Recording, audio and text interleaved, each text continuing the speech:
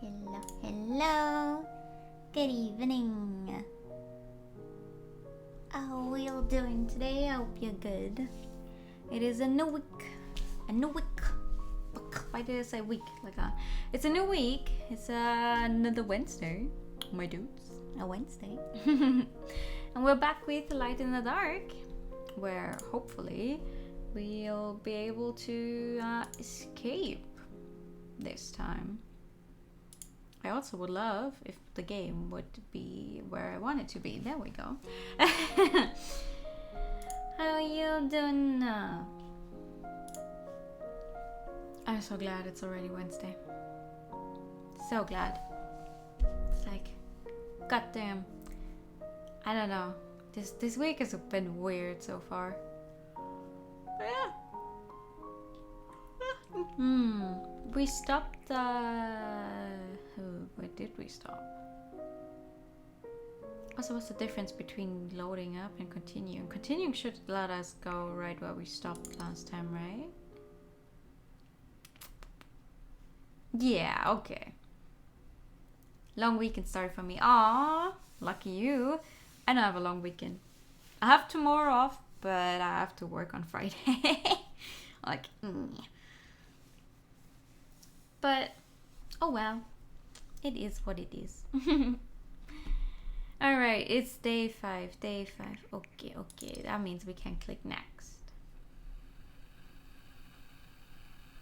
I did make a save at the start of day 5 before we stopped playing last time. I hope. Otherwise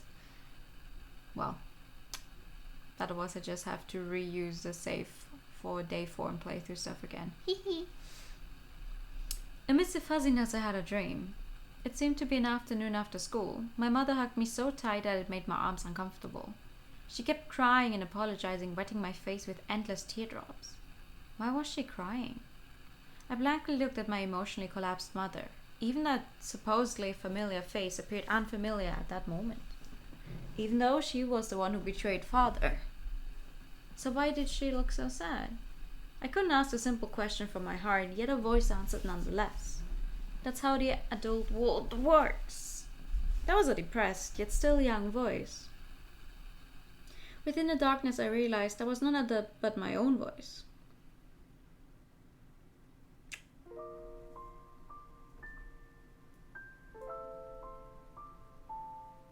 I woke up from my dream in shock with the realization that my face was all wet.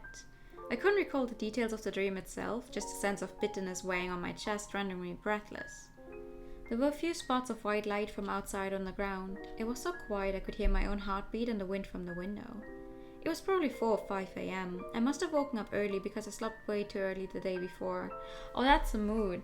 I went to bed at 7 p.m. on Monday. It's like, I got home and pretty much like went to bed straight up. I didn't even have dinner or anything. I just went to bed. I was so tired. And then I woke up like thinking, oh my god, I'm late. I'm gonna be late to my appointment, blah blah blah. It's still dark out, right? It's dark out. I look at the clock on my phone and I'm like, it is 10 p.m. on the same day that I went to sleep. What the fuck? And then I fell back asleep and woke up like at 1 a.m., at 2 a.m., like several times. It was a very restless night.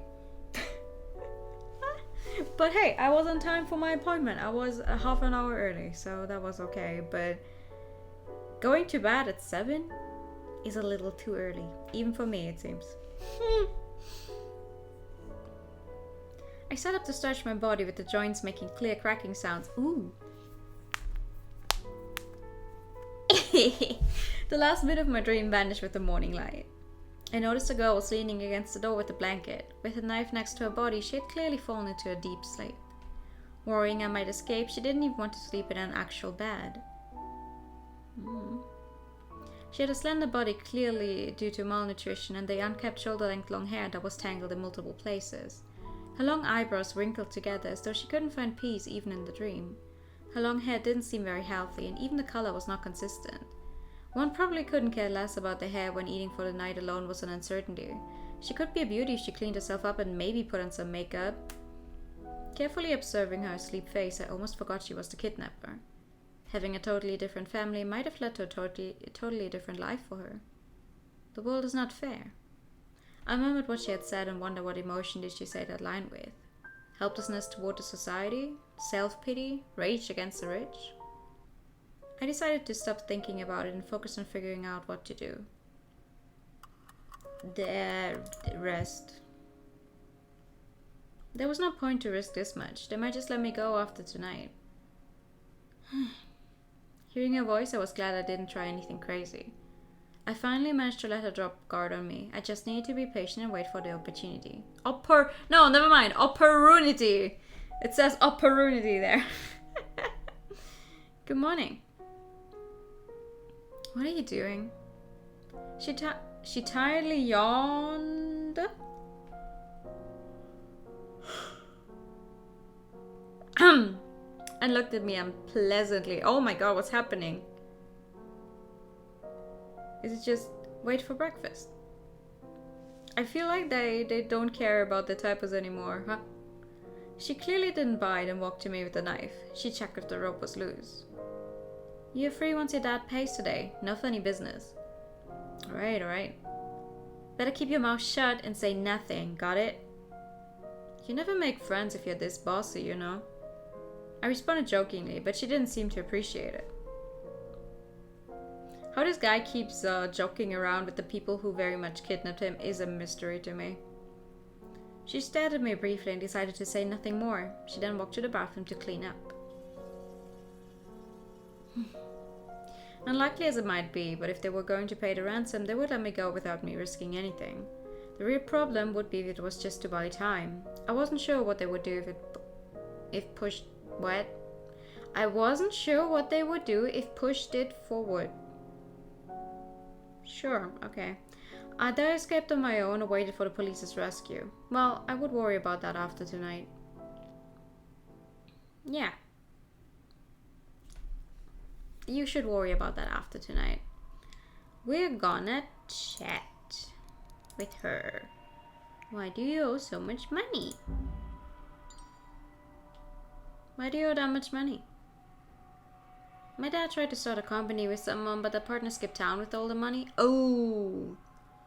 There should be none of your business, though. You can just file for bankruptcy. He thought he could make up the loss if the business kept running, so he loaned a ton from a loan shark. He's no businessman, so the business naturally failed. He himself skipped town too, instead of making any money. But legally, that's his own debt. Yeah, legally. You think a loan shark cares about how legal that is? Legally. She cut me off with a grunt. She then asked with a raised eyebrow. Do you think this is some entrance exam? What are the cops for if everyone follows the law? So no one can help you? She looked at me with amazement. You need to take responsibility for your own life. Isn't that your favorite line? I mean, enough. Should I fill you in on how I survived till now? She shut me down decisively and fell into deep thought next to the window with her cigarette. Alright, what's worth a try? Okay, what else? You look really tired. You look pretty tired. None of your business. Oh, you think she might have gotten sick as well? Like, she gave us medicine, but she probably didn't get any for herself or something. She replied sourly, yet the thick dark circles on her eyes said it all. Guarding me around the clock, plus the heavy mental stress, had taken quite a toll on her body. I told you it might spread. Shut up, I'm not in the same bad shape as you. I'm not helping you if you faint. Shut up. Lack of sleep led to a bad temper. She waved her hand to stop me from saying more. Okay. What else can we look at? We haven't really looked at the bathroom that much, have we? Is there a way to get out of there? I am too small. Some sunlight went through the foggy window, but it was still too small for a person to fit through. Really? Like, you know, looking at it on the CG, it looks plenty big. But okay. She couldn't seem to calm down on the big day. Pacing around the room, she kept checking her phone screen. Why does this happen? Sound from outside of the door. Judging from the girl's shocked reaction, I wasn't imagining it. Who could that be? What? There were questions in my mind, but I was pressed against the wall before I could even open my mouth. The girl covered my mouth in panic and raised the knife against my neck. The blade was so close I wouldn't dare to move an inch. Don't move. I can't. Shut up!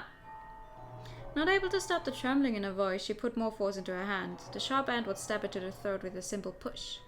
It didn't appear to be an accomplice. Since it didn't appear there were any other residents, one wouldn't expect a sudden visit. Uh-oh. The police, maybe? They might be able to find me through the surveillance camera or cell phone signal, but could they find us this quickly after only a few days? Following the train of thoughts, the steps got closer. Then it stopped right before the door. There was no hesitation, straight to the destination. In other words, they knew there was someone here. As though waiting for something, there was no sound outside of the door. No one seemed to want to break the silence. Her tense right hand trembled a little. I could see the sweat dripping down her cheek. Big sis? The little girl's voice came through the door. Oh, what? Oh, it's just a oh my god, it's just a little girl. She breathed out heavily and dropped her arms as though exhausted. She opened the door to greet the little girl, who was carrying a bag, and looked at the big sis innocently. What are you doing? Do you know how dangerous it is? If you didn't make a sound, I might have attacked you. Sorry. It was rare to see her getting mad at the little girl, who lowered her head apologetically. Through the door, I could see the view of the stairs. The red armrest and grey wall were the common side of an old apartment. Whatever, as long as it's not the cop. What is it? Wait, didn't I tell you not to come? What happened? Who asked you to come here? She raised her head suddenly and started to shake the little girl's shoulder with a nervous expression. No one. Then why did you... I just want to be with Big Sis. Her direct response rendered the girl speechless, who became lost in thought while rubbing the little girl's head. The little girl's motive was simple. She just wanted to be with her big sister, but her sister had more to consider. How to avoid police pursuit. Why do I say pursuit every time? Pursuit. Oh my god, I hate this. What to do after getting the money? It was difficult as it was to escape on her own, let alone taking care of the little girl. It's like, I'm aware I said it wrong, but I don't know, it's not coming out correctly. Pursuit. Jesus Christ. There was a window in the bathroom, but it was too small to pass through. Why did you bring so many things? Deciding to let it go, she took the plastic bag. Miss Wang asked me to bring them over. She said they were left over. She knows? I don't know. She just said you should take care of yourself and let her know if you need help. She seemed to lose her usual cool with her head lowered depressingly. Big sis. Miss Wang seems worried about you. Looking at the hesitating little girl, she bit her lips and finally spoke after a while.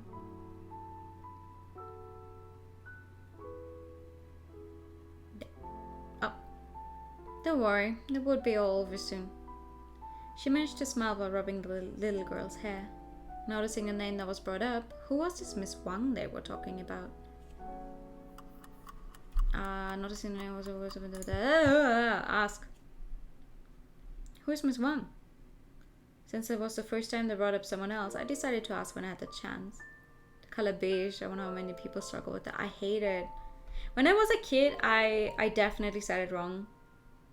Like, I was aware there's a color that was called beige. You know how you say it in German, beige. But when I learned how to read, I wouldn't connect the two. Like, I knew how you would say it, and then I would read, like, beige. And I'm like, what kind of fucking color is that? Until I found out, oh, I see. It is pronounced differently, and that's the color. I know that color. So stupid. Since it was the first name, She's big sis. Bah! Suddenly a bread was thrown at me. It hit me right in the face before I could react. Thank goodness it was just scallion bread. I would be in trouble if it was a baguette. Be quiet and don't try to trick her. You too, Yi-Ling. Oh, that's the first time she said a name, huh? Don't tell him anything. Yi-Ling. I repeated the name quietly. The girl was still scolding her sister, not paying attention to what she'd just revealed. If they shared the same last name, then her full name should be Yi-Ling Huang. The name stuck out to me. It almost felt familiar in a way. Whatever, it might be for the best. She passed the knife to the little girl and started to leave the room with the cell phone impatiently. Keep an eye on him for me. I'm going to give a call and find out what's going on. They didn't pick up the phone. She impatiently mumbled and was about to step out of the room. Calling whom? What part of shut up don't you understand? She coldly stared at me. It's none of your business, got it? Just eat the bread if you're hungry. There's also enough water. I'll be back soon, so don't you think about untying yourself. Hey, what if there's a fire? Then you will be burned to death. I don't care as long as she escapes. Fighting for my privilege only got me a merciless look, with the little girl quietly nodding on the side. I will remind you again, no funny business. What else can I do? Barbecue? She wanted to say something while staring at me, but eventually she just grunted and left. Alright. The door closed and there were only me and the little girl. We would learn if the ransom really arrived tonight or not. They would only keep a close eye on me if the negotiation continued.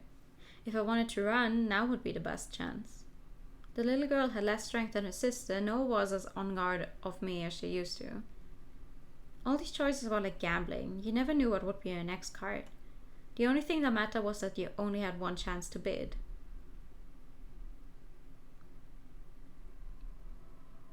So what now? We're gonna talk with her about that Miss Wang you just mentioned. She was about to talk before immediately shutting her mouth, still remembering her big sister's words. I had to find another way to make her disclose it. She's your family, right? If she was the culprit, she wouldn't have asked her to rest nor brought them food. Family, She mumbled my words, but finally nodded affirmatively. If Miss Wang didn't help us, we wouldn't even have a place to live or people hiring us. Outside of Big Sis, Miss Wang is the only one helping us. Deep in her memory, she quietly recalled with her lowered head. I remembered she said the bread were leftovers, which means they're either from a bakery or a shopping mall. If it was a shopping mall, then they would probably also have benders and drinks. In other words, they used to work in a bakery. I guess. I don't know. Actually, I'm just thinking, technically, I guess you can get drinks in a bakery, yeah. But like, coffee, maybe. I definitely wouldn't go to a bakery to get like a soft drink or something. I'm not sure. I don't usually buy drinks at a bakery at all because they're probably like way overpriced. I did get one hot chocolate at a bakery once and it cost so much money. I was like, I can get an entire package of like cocoa powder and make that myself at home. Holy shit. Thank you for helping me. Right, I almost forgot to thank you. Why are you thanking me?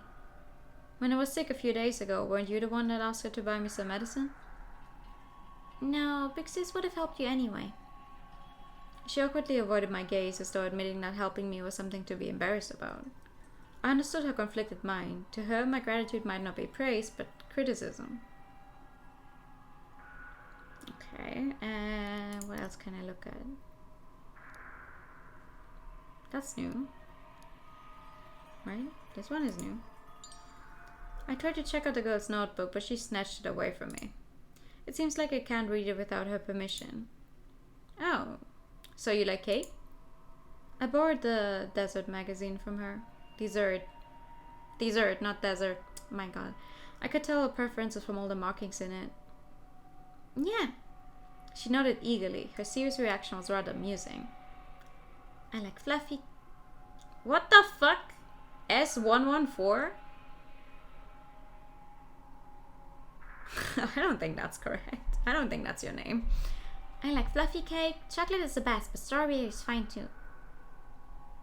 Though the ones you picked aren't really cheap. Every one of them cost at least a few $100 Taiwan. The stores she marked all looked pretty fancy. There were even a few famous ones that accepted only reservations. Even I admired these rich ladies' power of consumption, whether eating a slice of cake or some gold foil or maybe pearl powder. From millions in debt to luxurious afternoon tea, that sort of distance was one you couldn't close up in a lifetime. Even if just once I want to try them with Big Sis. Her quiet words broke my train of thought. She stood still and hung her head sadly. Moved by the sadness in her voice, I almost forgot my own conundrum. Some people live a luxurious life yet can't find fulfillment or purpose, while others only wish to be able to have an afternoon tea with a family just once. The same society but different lives. Some people's dreams are merely trivial daily occurrences for others. When I raised my head, the girl was already back to folding paper. Oh sure, she's the one making all of those cranes. Noon. It was the 5th day of my kidnapped life. I started to get really tired of the unchanged room. Whether it was the afternoon sunlight, the reflection in the window, or the air mixed with cigarette and mold smell. I didn't have an enlightening experience. I just wanted to get out of this goddamn place. What's that? Noticing the bag in her hand, I asked out of curiosity. Colored paper. She took out piles of colored paper. The rainbow color really stood out in the depressingly grey room. After a few slick movements, she had nimbly made a small paper crane out of it. She moved on to the next paper upon completion, and another one was completed less than a minute. A paper crane. Yeah, they buy finished paper cranes from us. Oh, domestic OEM? The what now? I heard some factories will outsource sewing and packaging to housewives and pay it for quantity upon completion. Despite the low pay, many people took on such jobs for the convenience and flexible hours. I wanted to help him make some money so we could pay up the debt sooner. She was still working while talking. It wasn't long before there was a small pile. It didn't appear to be her first time. She must have been doing this for a while. How's the payment? How much each? $800 Taiwan for 1,000, more if urgent. 800 per 1,000 cranes. That's less than $1 each. Even if it took only a minute to make one, it would still take 15 hours. That's less than 100 per hourly salary, less than I expected. That's not much. Isn't this manual labor? Don't know. They say people don't buy paper cranes anymore. I guess we all prefer new things. If you were $1 million in debt, even a century would not be enough, let alone the interest. There was no foreseeable hope. No wonder they rather took the risk and kidnapped me. A horse cannot gain weight if not fed with extra fodder during the night.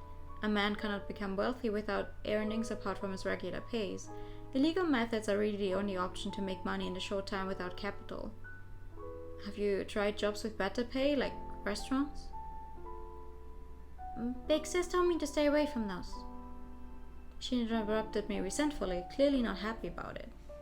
Confused by her reaction, I tried to explain myself, then I noticed how she was suppressing her emotion by biting her lips. Restaurants, jobs with better pay. It only took me seconds before I realized what she didn't say. I averted my gaze apologetically. Sorry, I didn't mean to. She quietly lowered her gaze, but her expression did lighten up a little.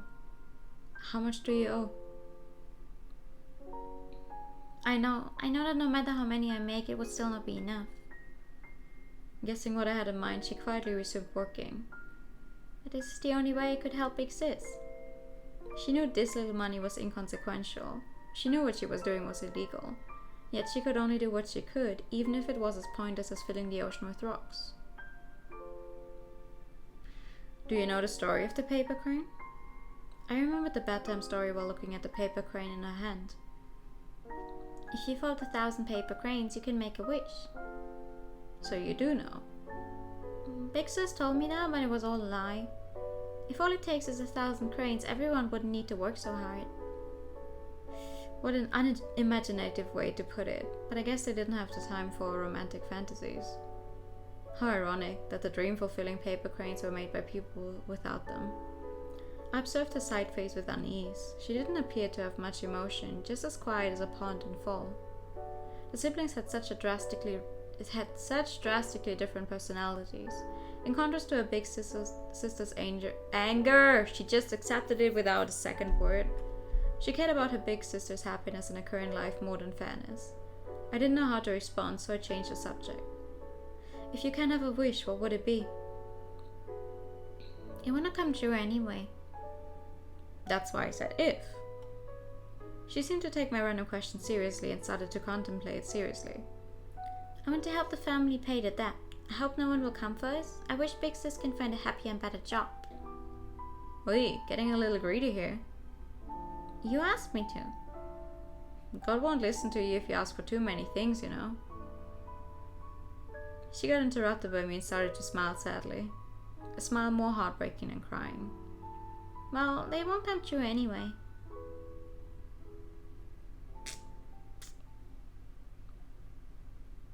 I tried to comfort her but couldn't find the words. I resented myself for even bringing this up in the first place. Looking out the window, it was dusk already and the sun was almost gone.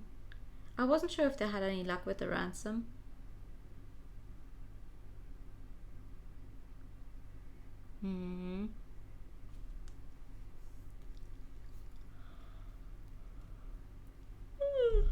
Oh God. There was quite an assortment of bread. I had the bread she brought back for dinner. I picked a richer looking pork floss combo and it tasted better than I expected. I used to only buy from the bakery that made fresh and organic bread. The price almost doubled, but the taste wasn't really that different. The economic quality used to be just some fancy catchphrase, and I never truly understood the meaning of that till now. It is unfairness in the extreme. Even if giving the same amount of effort, they would never have the same life as me. Not because of my talent, but simply because I was born to a rich family. Do we yawn already? Yeah. Oh God, it's really bad. Thank you. Some people choose work study and were already hundreds of thousands in debt upon graduation, while others never needed to worry about food or clothes and already had $1 million Taiwan in business capital from their parents. Eventually, these people would compete fairly in the same society. It's ridiculous, really, yet there's nothing we can do about it. We are powerless to the system. The world isn't fair. Thus, why she was this helpless. It was getting dark and there was no news of her big sis. I didn't know if she got the money. I started to worry. While I didn't really think they would pay, I also hoped this fiasco would end on a peaceful note. If they couldn't get the money... All these thoughts intertwined in my mind. The little one just ate the various breads quietly, not noticing my thoughts. You like sweets? She moved on to the yak tart after finishing the donut, neither of them fitting for a proper meal. I would love to have a donut right now. She quietly put her hand away like a child that got caught up doing naughty things. I like sweets too. Really? She looked at me with wide eyes beaming curiosity. The innocence in her expression made one question her age. She looked like a middle schooler, yet her timid personality and over-reliance on her sister seemed to be more like an elementary school kid. Yeah, I like cookies, cakes, and ice cream. Chocolate? Chocolate is nice, but I prefer those with higher percent of cocoa. Otherwise, it's too sweet for me. No, I like a sweet chocolate. I'm not good with the bitter ones. Don't like those very much. I don't like white chocolate.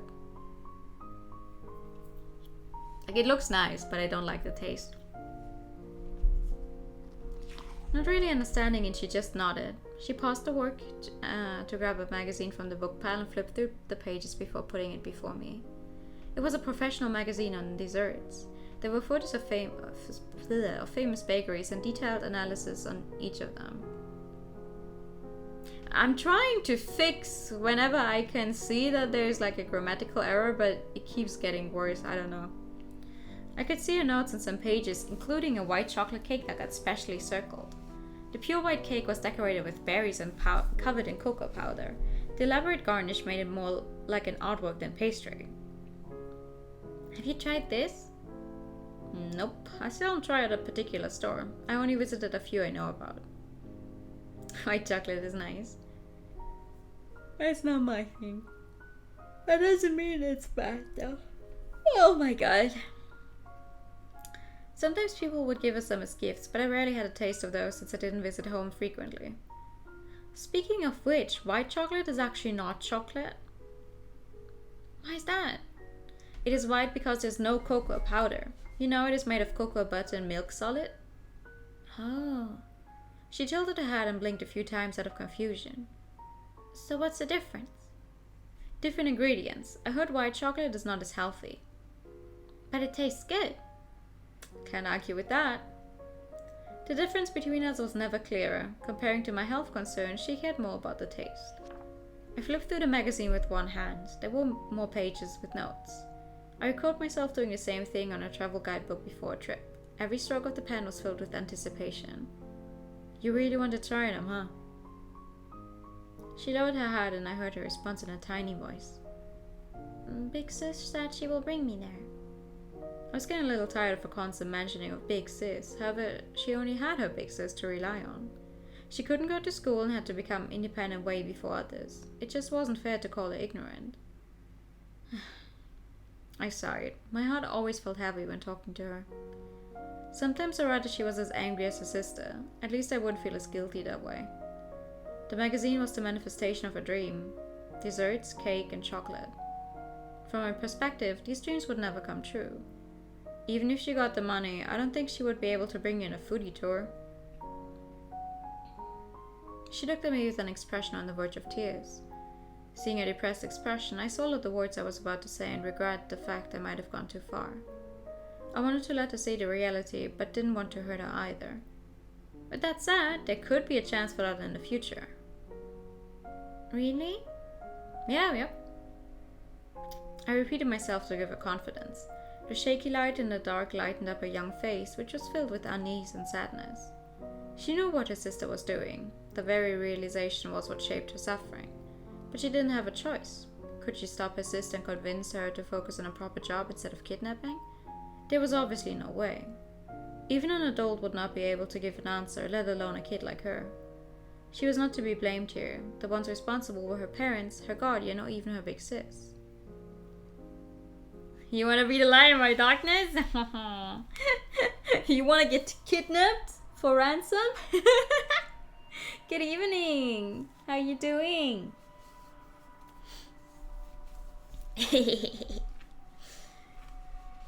My thoughts were interrupted by the sound. She was back. Immediately there were countless thoughts in my mind and I realized I had no time to hesitate. Doing good, how about you? I'm tired as all hell.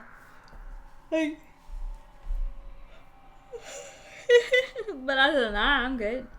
I'm glad it's Wednesday already. The footsteps were getting closer and my heart beat faster. I clenched and then let go of my hands in a pocket. The palms were drenched in sweat. Maybe, just maybe. If she did get the ransom, then it would be all over when she got here. No one would get hurt, they could restart their life, a happy ending like old fairy tales. No matter how unlikely it was, I wanted to believe that slight chance, with my last chance of escape as the wager. I seldom gamble on anything, and this would be the only time I truly hoped to win. No. The girl entered the room with an icy expression. Uh-oh. She had none of her usual cool anymore. Her messy hair spread across her shoulders, and I could see nothing but rage and despair in her eyes. I knew the answer without asking. Big sis. Step aside. Uh-oh. The little girl tried nervously to get closer, but only got shoved aside by her big sis, who walked towards me with big steps. Ow! Out of nowhere, a kick landed on my stomach and made me curl up in pain. Before I could react, a myriad of punches landed on me. Big sis! Ow! Shut up and step aside. No, I haven't done anything. The little girl tried to pull her away, but got scared motionless by her sisters yelling. All of you are the same. All of you. Hey! She yelled at me hysterically as though trying to vent all her rage upon me. I managed to cover my head with my hands, trying to shield my crucial parts. There was a taste of blood in my mouth. My body spasmed uncontrollably, and even coughing up gastric juice didn't alleviate the sense of nausea. Every single time. Every time. Every fucking time. I just want a normal life. Why do you have to force me? What do you want from me? The yelling and the crying. The initial burning pain seemed to gradually disappear. All the noise mixed into one everlasting sound in my ears, though from somewhere far, far away. I naively thought it would work out. I gave up my chance like a coward, believing they would pay. I knew it from the very beginning. I gave up my chance of escape to embrace an unrealistic hope, and here I was. I don't think that's what's supposed to be written there. Big sis, why? You said it would be alright. As though hearing her sister for the first time, the girl dropped her fists and faced the crying little girl. Her clenched fists were still trembling. Her standing posture appeared extremely lonely. Don't cry. I could hear her choking up and there were tears in her eyes, but she stubbornly refused to let them drop. I won't cry either. She bit her lips and said every word forcefully. I will not cry no matter what. I already knew it would be like this. I knew no one would believe me no matter what I did. From their perspective, we should all just go to hell. We're just some social problem. We should all just die. Just because we're poor and can't go to school. Why don't you just lock up everyone who has less than 20k in income? Everyone who doesn't have a middle school diploma should just get executed. What do they call us? Backup criminals? Social time bombs? Big sis, listen to me. No one will believe us and no one will help us. All we have is ourselves, got it? It was a declaration and accusation both, a yell straight from her soul's deepest place. She unclenched her fist, there were spots of blood on her gloves, and she just laughed, ignoring that. I know, this goddamn world isn't fair. Hearing the familiar words, I finally understood the emotion behind them. It was neither helplessness nor acceptance, but rage and struggling against reality. Okay. We're still alive, though. She beat us up a little, but we're still alive. Right? So that's good. Day 6 is a band. It was morning. I didn't sleep well. The continuous series of incidents and the pain in my body made it difficult to fall asleep. I heard arguments and the sound of things getting smashed in my half-asleep state, but I didn't notice anything off in the room. The taste of blood in my mouth was nauseating, and all my muscles seemed to be twitching in pain. I staggered to my feet and tried to go rinse my mouth in the bathroom, but instead I lost my balance and fell to the floor. I gave up and just left myself lying on the floor, feeling my chest upheaving through deep breathing. Every heartbeat reminded me of the fact that I was still alive. Hi. I wasn't sure if she just woke up early or didn't sleep at all, but the girl was leaning against the window with half a burning cigarette in her hand. She just gave me a look when I fell down. The air was so heavy that no one bothered to say anything. Time flew. Even the cigarette sparks started to fade.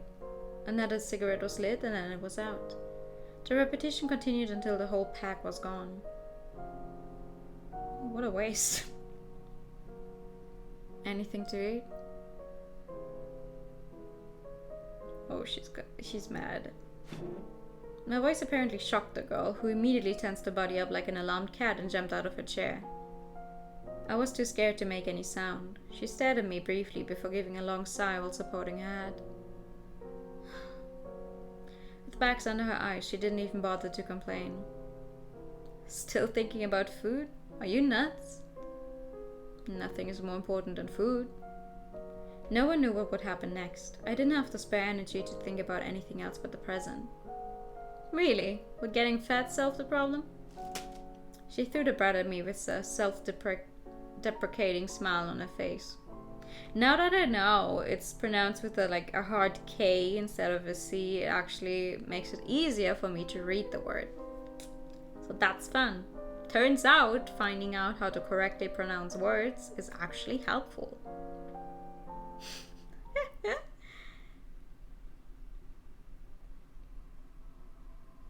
Alright. We're still alive, so let's chat. Going through smoke that doesn't help with the death either. That's for sure. You're sick, yet you're drinking Coke. So you drink cola when you're sick, huh? Oh, I had that, when I was younger and I had to take medicine and it didn't taste good. I didn't want to take it. I always got promised a sip of Coke. So it's like, okay, you drink the medicine and then you get one sip. I'm like, okay. What do you drink then? Don't you usually have a sports drink? Maybe hot ginger tea? Nanny would usually make a huge bowl of that for me to drink when I was sick. Just the smell made my scalp tingle, but now even that had become a special memory. That's what we drink in our family. Every time someone got sick, my dad would buy a whole box of it. Said it could fight the fever. The topic brought forth some memories for her. There was some inexplicable emotion as she gazed toward the window. Did it work? I did hear about drinking cola when you have heat stroke, so in that regard it did make sense, I guess. I've never heard of that before. Who knows? It's not poison anyway. It's not as bad as some other sweet drinks. It doesn't matter if it works, it's just a habit. Just like some need to pray before a meal or some only smoke a certain brand of cigarette. When a behavior becomes a habit, it starts to take on another meaning and leads to many memories. Looking at the side of her face, deep in thought, I realized even she had a sentimental side. Okay. What else? Still no money, huh? So in the end, no money. What are you trying to say? I want to say he doesn't give a crap about me. Better do your research next time you try kidnapping. The long wait led to this result. I could only laugh bitterly. It's not even funny. It's disgusting to become someone this heartless due to money. Well, he's a famous CEO featured in a magazine and admired by many, though. And that's why I say they're fucked up. She grunted next to the wall, looking at me with an expression of sympathy. I say you stay away from folks like that or you might end up like them. Like them, huh? Without noticing herself, she spoke of me as one of us instead of one of them. Who knows? Maybe getting kidnapped was not such a bad thing.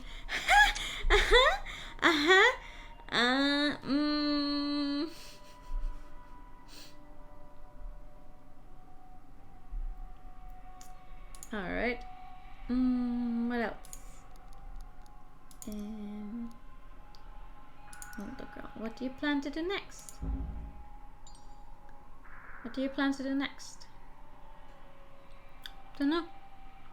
She replied without a second thought. Her expression was so deadpan I couldn't even tell if she was joking. Maybe the money will come in soon? She stole a glance at me and snorted in displeasure. Stop saying things that even you don't believe. I'm not some 3-year-old. I do hope he sends the money over soon, though. Noticing the helplessness and the seriousness in my voice, she didn't retort as usual and only quietly turned her head. Then pray harder. Man! After a while, the little girl woke up as well. She sat up slowly on the bed. She looked at her sister first, then to me, then lowered her head helplessly. Whether it was her sister yelling at her or shaking her fist with an insane, nasty face, these all must be unfamiliar to her. She thought everything was under control. She thought if she listened to her big sis, there would be money. Now she realized things were out of control. Not only would there be no money coming, they might have to face a penalty. The bubble of fantasy popped, leaving only the terrifying reality that made people uncomfortable. A famous CEO should care a bit more about his son. Imagine he tried to blame the kidnappers if he dies. Yeah. I don't know, I'm not surprised. But still, it's really sad. It's like, hey, we have your son. give us money. And he's just like, I don't think I will. Have some food. The girl passed the breakfast to her sister. The little girl raised her head and looked at her big sis, hoping to hear some words of encouragement or explanation. But there was nothing. The girl just leaned against the wall without a word. There were too many things to think about, and her sister's feelings were the least of her concerns. The little girl didn't ask anything. She knew no one could answer a question. Or perhaps she already knew the answer. She started to make paper cranes after finishing the sandwiches. Her mechanical movements held no meaning. There would never be enough cranes to pay off the debt without the ransom. She knew that too, but that was all she could do to support her sister, nothing more. It was said that making 1,000 paper cranes would pass your wish to the divine. Looking at all the cranes on the floor, I wondered if her wish had been heard. 1,000 of those cranes. I wish I knew how to make them.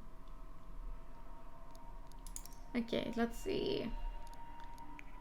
I haven't actually checked out those paper cranes yet. Colored paper and origami cranes are scattered on the ground. All these clean folding lines are from the same hands of the young girl. Okay. The lamp? A strange looking lamp that doesn't even have a lampshade. I don't know what era it might have been made during. Can I toss it like a weapon? I have to untie myself first though. Okay. Is there anything else we can do in the... What? Hey! When did that happen?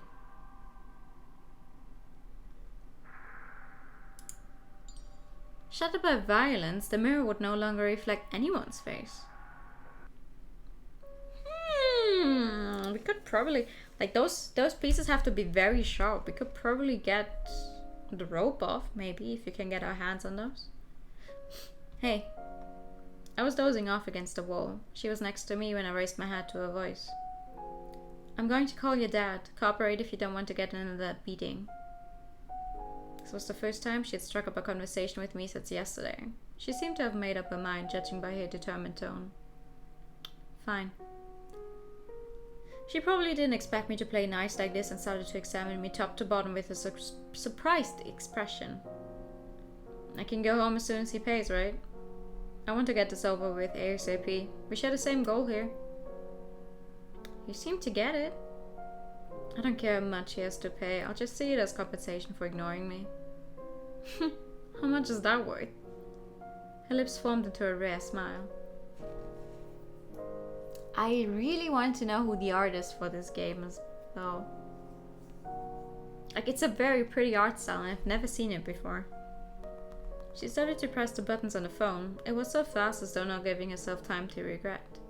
The little girl stopped her movements and held her breath for the upcoming developments. I was connected. Where's the money? The girl talked into the phone coldly. Anyone could sense the suppressed anger in her voice. Stop playing tricks with me. I still have your son. Do you really think I won't kill him? She was pulling her messy hair and biting her lips so hard that blood was close to oozing out. There was also a sense of panic in her tone. Unlike the careful negotiation process in movies, this was more like an emotional venting session. Don't give me that crap! She got more and more agitated, and eventually an angry fist landed on her desk, almost bumping everything to the floor. The little girl looked at her big sis. I could see the fear in her black eyes. Her two hands were stiffly blocking her chest as though to protect herself. As an accomplice, she didn't have the courage to ask. She could only wait for her next instruction from her sister. Cowardice, weakness, one could probably accuse the little girl of these things. However, relying on her sister was her only way of living. The girl walked towards me suddenly and pressed the phone against my ear after turning on the speaker. Tell your dad to pay now. No funny business or you will be in trouble. Are you alright, Hao-chin? There was a deep voice from the other side of the phone. I responded absent-mindedly, not sure what to say at that instant. Not due to familiarity or sentimental feelings, but more from the sense of distance between the two of us. Compared to her father, even the kidnappers felt a little closer to me. Don't worry, we're taking care of this. Things will be fine. If you really care about me, why haven't you paid? The words got stuck in my throat and I could feel my reluctance to speak up slowly fading. Whether it was the fear of being kidnapped, the pain in my body, or the illness that weakened me, I survived all of it. Yet his voice alone made me want to scream. We're gathering the money, but the amount is too high and we need more time. Stop lying. What did you say? 好倩, are you okay? Stop this crap. Just transfer the money if you still want to see your son alive. Noticing my abnormal actions, she grabbed the phone and spoke mockingly. Don't tell me a CEO can get his hands on a few million Taiwan dollars. I know what you're playing at here. I'm warning you, if you don't transfer the money by midnight tonight, this will be the last time you ever hear your son's voice. Not giving her a chance to respond, she hung up the phone without hesitation. Bastard. After throwing the phone onto the desk, she saw the scared look on her little girl's face as though asking what to do. She took a deep breath and managed to form a smile. It's okay. It will be over soon. Okay. She tried to comfort her sister, but didn't seem to have that much confidence herself either. It's like every time they're like, oh, it's taking us a while longer to collect and get the money together. It's like, at least in movies, it's always about, oh, the police need more time to pinpoint your location. The problem is never, oh no, we're actually not getting the money together. The problem is always, hi, we're working together with the police and the police is trying to make us go for as long as possible so we can find the place where you're being held so we don't have to go through with the whole actually giving that money away thing. But she pulled out a chair and took out a cigarette with her trembling hand. Noticing my stare, she hit her trembling left hand. Thank you for the hydrate time.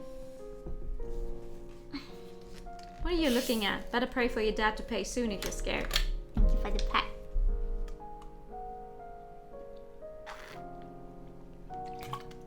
I want that too. Having probably never thought of this turn of events, she couldn't do anything but threaten me. She wanted this to be over as much as I did. All these risks were for the money. Without a ransom, the hostage was just a burden.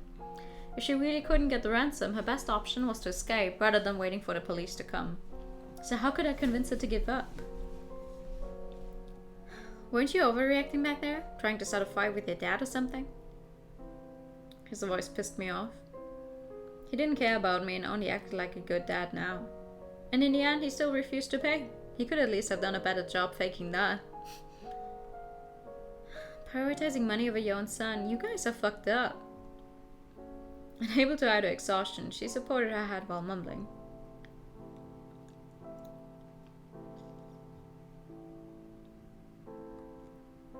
I didn't get it either. I thought the world was a delicate machine. It moved as it was designed, and we all took great pride in it. Yet, ever since my mother's affair, I learned the machine was not as perfect as I'd imagined. And I only discovered more problems the older I got. The rusty pieces were hard to use, and the worn cogs were making strange sounds. The once great machine looked like a stupid pile of scrap. That's right, the world is far from perfect. And we all live in this imperfect world, struggling for survival. Oh. That's a new one. That's a new CG, the rain. I could hear drops of rain outside the window, which then turned into a shower, turning the window into a water curtain. The temperature was lower now. Even with the coat, I could feel the cold sneaking in through the neckline. The window was covered in mist. The girl paced back and forth before the window. It was long past the transfer time. Any money transferred wouldn't be visible until tomorrow. We could only wait, something we'd done a lot the past few days. No matter how long it was, this wait was still hard to deal with. So be it. I heard her mumbling when she stopped pacing. Keep an eye on him. I'll be right back. The girl left this instruction before heading out with her phone. I had no idea who she was going to call. There was no other option but to surrender or escape. How many have you made? I got a chance to talk to the little girl. I saw her nimbly fold and twist the paper. The finished grains had piled into a small mountain next to her feet. I don't know. Her movements didn't slow down while talking. She pointed to the colored paper next to her. There will be 1,000 once these are all finished. Let me help. I was bored anyway, so I took out a colored paper to help. It was difficult. I had forgotten how to make a paper crane, so I could only try to copy her steps.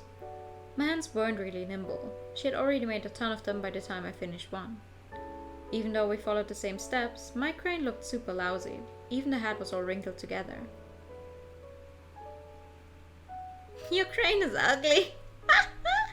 I didn't know where she stopped her movements. Looking at my crane in its sorry shape, she gave an honest comment. There's no way I'd make one as good as yours in my first attempt. Also, my hands are tired. My first was still better than yours. Big deal. Just treat this one as crippled or something and the next one... Huh? I tried to grab another paper and saw her take my completed work and unfold it. This wouldn't work. Really? It's still a paper crane, albeit an ugly one. You can't make a wish out of this? No, she won't get paid for one that's ugly. Never. She responded plainly. Her determined look left no space for negotiation. It's pointless if not done correctly. It's pointless if not done correctly. The broken paper crane could be fixed. What about broken people? Why does God make everyone different? Wouldn't it be far less arguments if there was only one kind of person? Would there? I'm not sure. This thought came to my mind before I remembered the more important matter, getting out of this conundrum. Hey, do you think you can convince your sister? I didn't have much time, so I cut right to the chase. Convince big sis? You know how messy this has become, right? You might get arrested if this keeps going. You wouldn't be able to escape by then. I talked to her with all the sincerity I could muster. I hoped all the accumulated trust was enough to make her believe me. Just let me go and I will hand you all my money. I can also mislead the search. You just need to convince her. What was that? What was that noise? Convince me of what? Oh shit. The girl interrupted my sentence and stepped into the room. You heard that too, right? If you let me go. I tried to make my point with her directly, but she just pushed me aside and walked to her sister. Save it. I have something to tell her. There was no hesitation in her look. She seemed to have made some important decision. Giving up. Knowing there was no chance to get the ransom, she decided to escape with her sister. The little girl obediently walked towards her sister with unease on her raised face. What's happening? Go home now. Simple words, but with a major implication. The little girl didn't move and couldn't make any sound despite having her mouth opened. Go to Miss Wang's place. I've told her about it. But she tried to plead for an explanation, but all she got was an impatient response. And never come back here, got it? No, never? What about Big Sis? The little girl helplessly squeezed out these words. She couldn't even ask why and could only wait like a convict before the judgment was passed. I'll figure something out. There's no need of you here. She said the words coldly and tried to avoid the girl's gaze. Can I stay here? Not able to get her desired answer, she sadly lowered her head and pleaded with a tiny voice. There's no time. She shook her head and sighed. Ignoring her sister, she started to pick up the paper cranes and pack them up. 1, 2, 3. She held up the paper cranes and with a simple movement they all fell into the plastic bag. Never come back here. Just ask Miss Wang for anything. Help out as much as you can. Don't cause her trouble. There was no energy behind those words. The two felt silent. I could only hear her raindrops echoing in the empty room. The slender hands, colorful paper cranes, and the echo of the rain. She picked up the last one and threw it easily into the bag. When the moment came that there were no more cranes to pick up, so would the moment of separation. Time stopped. Thousands of words seemed to be exchanged within the silence. When you spend enough time with someone, many things could be communicated without being said. Whether they were good things or things you wanted to hide away. Big Sis. The little girl's voice was trembling. The girl's voice was light and soft. Will you come back? The girl paused and didn't answer. Whether she couldn't or didn't want to, it had the same meaning. Her long hair covered her face and I couldn't see her expression, yet her upheaving chest revealed her struggle. I don't care what happens as long as I'm with Big Sis. As long as I'm with Big Sis. Can't I? Facing her sister's pleading, the girl didn't say a word. The two looked at each other. A tear slid down the little girl's face and left a mark on the floor. What are you crying for? I'm not dead or anything. The girl lightly patted her head with a soft smile on her face. Take care of yourself. I will be back when this is over. Seemingly losing the power of speech, the girl just nodded, yet the tears didn't stop falling. Off you go now. It's late and it's raining. Watch that you don't slip when you're walking, okay? The little girl didn't move until her sister gave her a push, gesturing for her to leave quickly. Before leaving, the little girl gave me a look. I could sense the despair and bleeding in her eyes. What did she want me to do? Ask her to give up? Or convince my father to pay? I could do neither. All I could do was wait. I was left alone in the room, accompanied only by the rain as I listened to the sound of them walking down the stairs and awaited the end.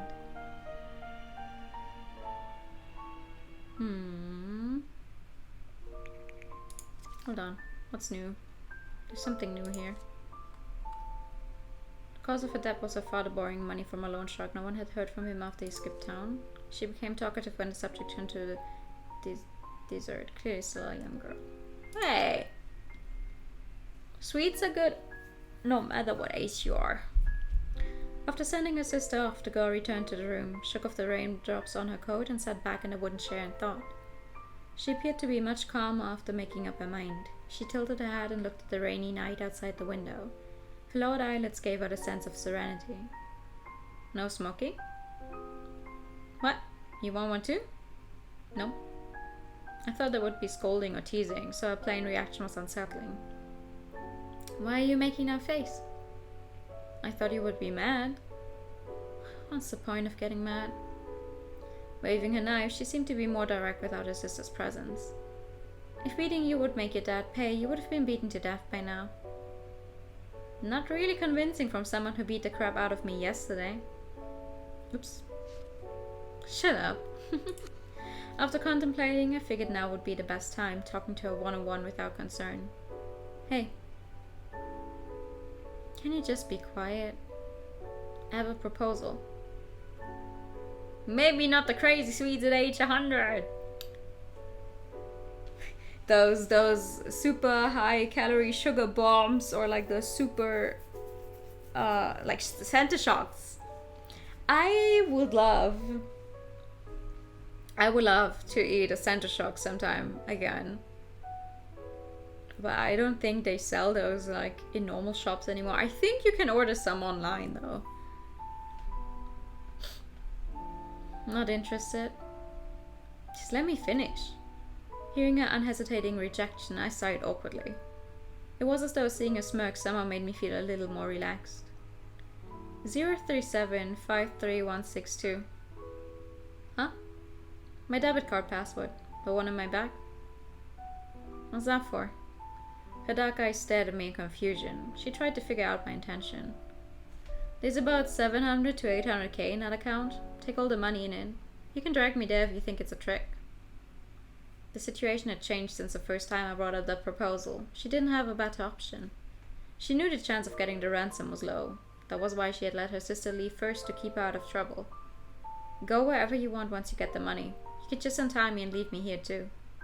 You want money, right? It isn't much, but it's still more than the millions of Taiwan dollars she would never get. Fearing that I might trigger her pride, I hesitated on what to say. Still better than going to jail? She had guessed my thought from my hesitation. Finishing my sentence for me, she burst into laughter. I could see a strange light in her eyes.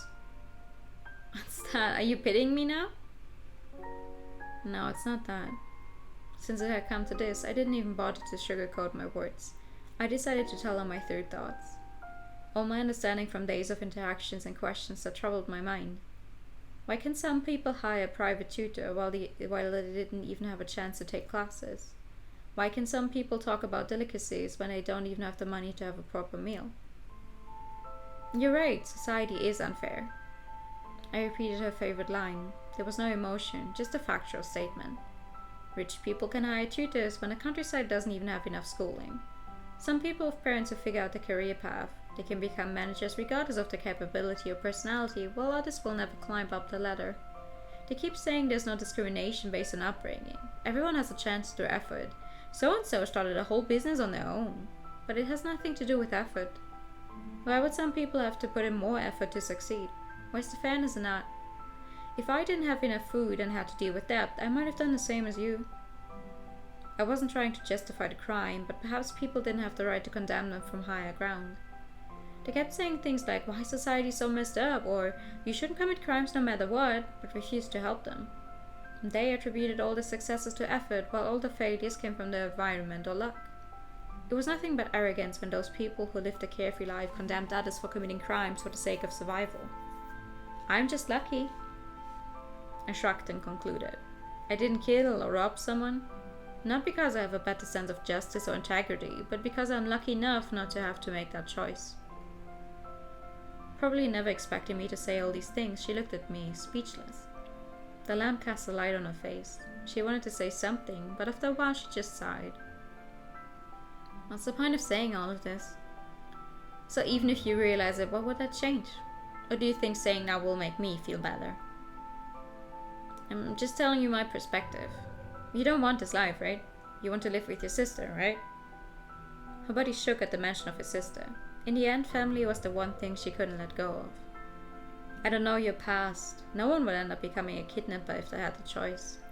You should hide once you get the money. I won't tell anyone about this. They wouldn't know, even if I just bullshit everything. No way it would go that smoothly. Still, better than waiting to be arrested here. I directly interrupted her. She didn't retort. I think the cops will keep looking for you, so you have to figure something out. I shrugged and told her the truth. Kidnapping was a public prosecution crime. There would be trouble no matter what I said. Do you trust me? The sound of rain started to die down. There was only silence in the room. I could tell the girl was struggling next to the window. When I proposed this to her, she said she couldn't trust me. She had no interest in letting it go. She couldn't do anything if I broke the promise. The only condition for this deal to work was that she could trust me. I initially didn't feel there was much to tell these people who were nothing but rich-hating whiners. However, I realized we weren't that different, except in our upbringing and education. We could still understand each other through communication. I believe in you. I finally heard her response amidst the rain. But it's too late for that. There was determination in her cold voice. Different from her initial look of panic, she now seemed to be as calm as a lake surface. Too late.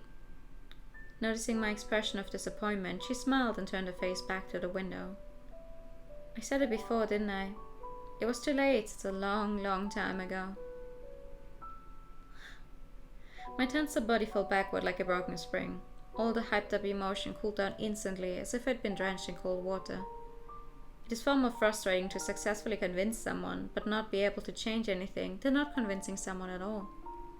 I didn't know what her goal was. Why wasn't she willing to concede, knowing there would be no chance to get the money? She couldn't wait any longer before the police came. She should just trust me and wait till everything is blown over. I yawned tiredly.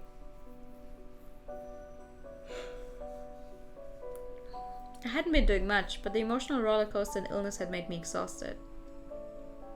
Just sleep. Noticing my tired expression, she covered herself in a blanket, turned off the light, and sat next to the door. It became pitch black in the room. There was no starlight or road lamp. I couldn't even see the room clearly. Thank you for the pet.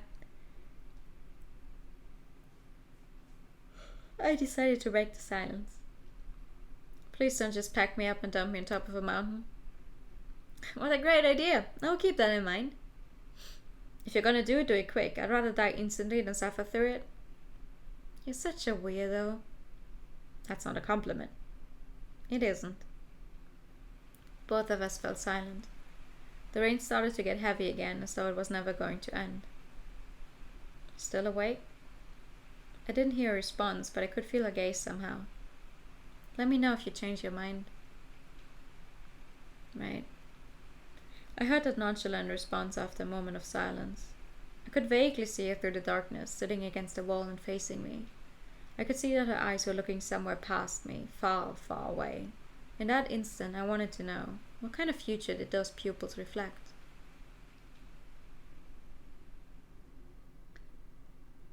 Far, far away,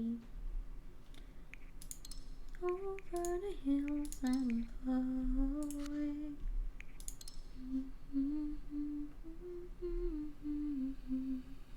It was the same dream. There was no sky, no ground, only endless darkness. I couldn't control my thoughts despite being fully conscious. It felt like watching some old documentary. I heard intermittent sounds that seemed to be made by cats or sobbing children.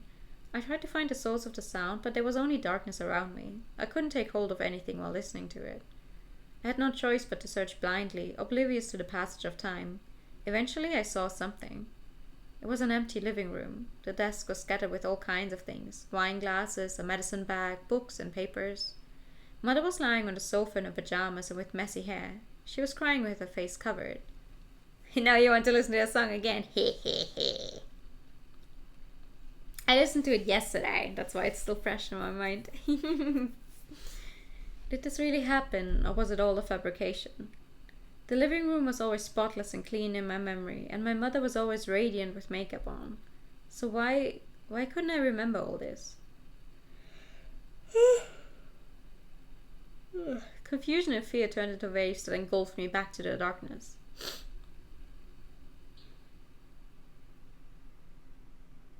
Ho ho ho.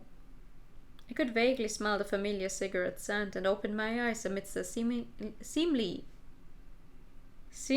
never-ending rain. Woo! What came to my vision was the girl right before my face. She squatted before me and just kept staring at me without blinking.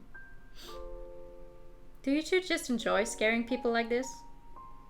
I helplessly protested. Even without malice, it was still not pleasant having someone staring at you when you woke up.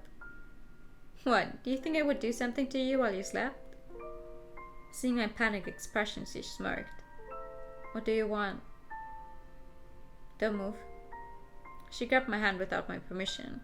The pain when she touched my wounds made me try to shake off her grip, but I didn't face her.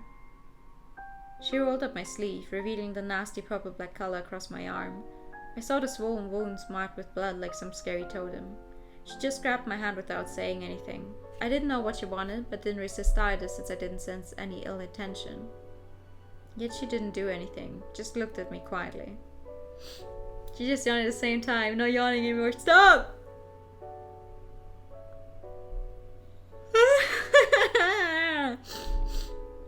You better stop.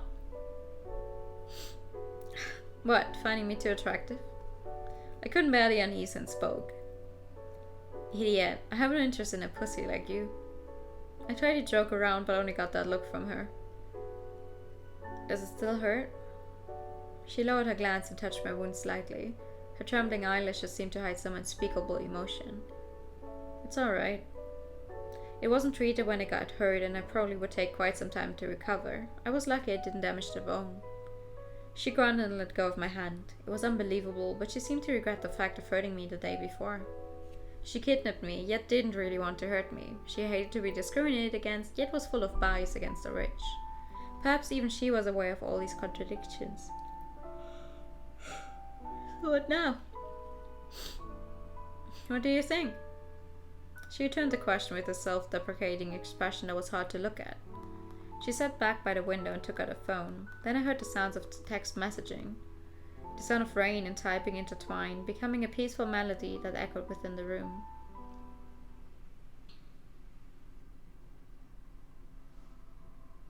Alright. Let's see. I heard you were a straight A student. The girl paused upon hearing me, then awkwardly turned to look at me. What the hell did she tell you? Realizing who could have leaked that secret, she sighed with resignation. So what, you have a problem with that? No, just found it interesting. Maybe things would have been different if she had stayed in school. Have you sought a government aid, like from the Department of Social Welfare or the district office? With her father missing and mother having passed away, they could have applied for low-income relief, and maybe the government could make some arrangement to help them settle down somewhere.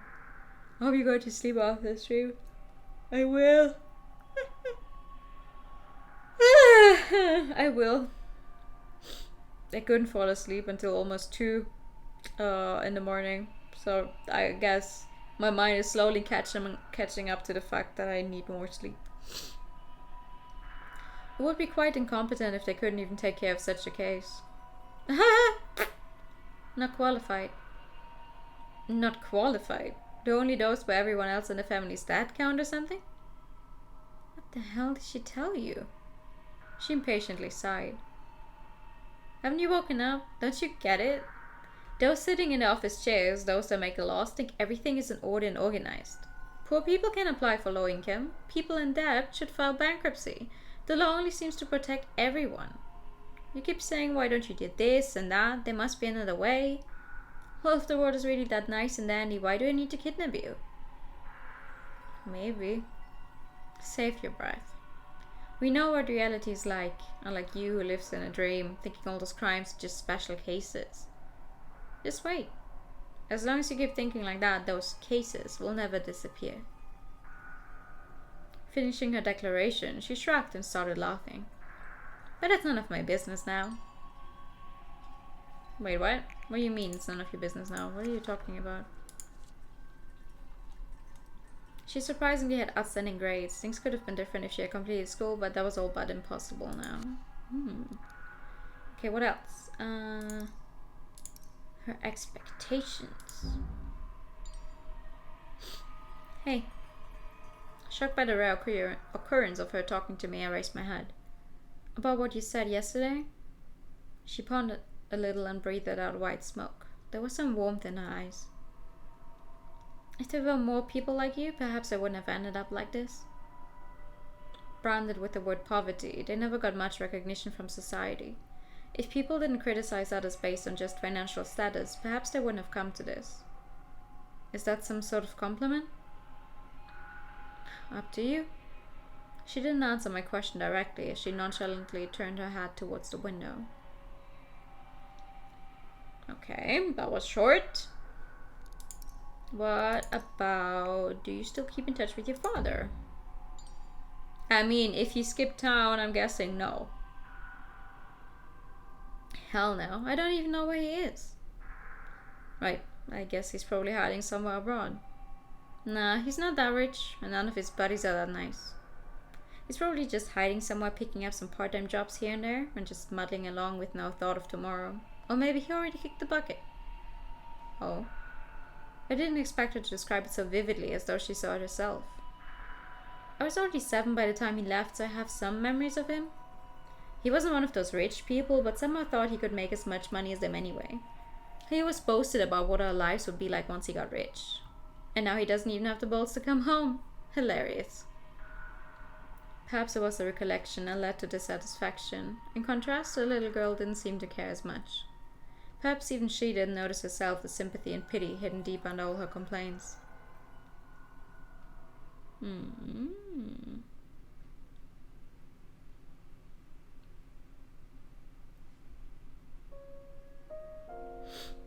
Got the money?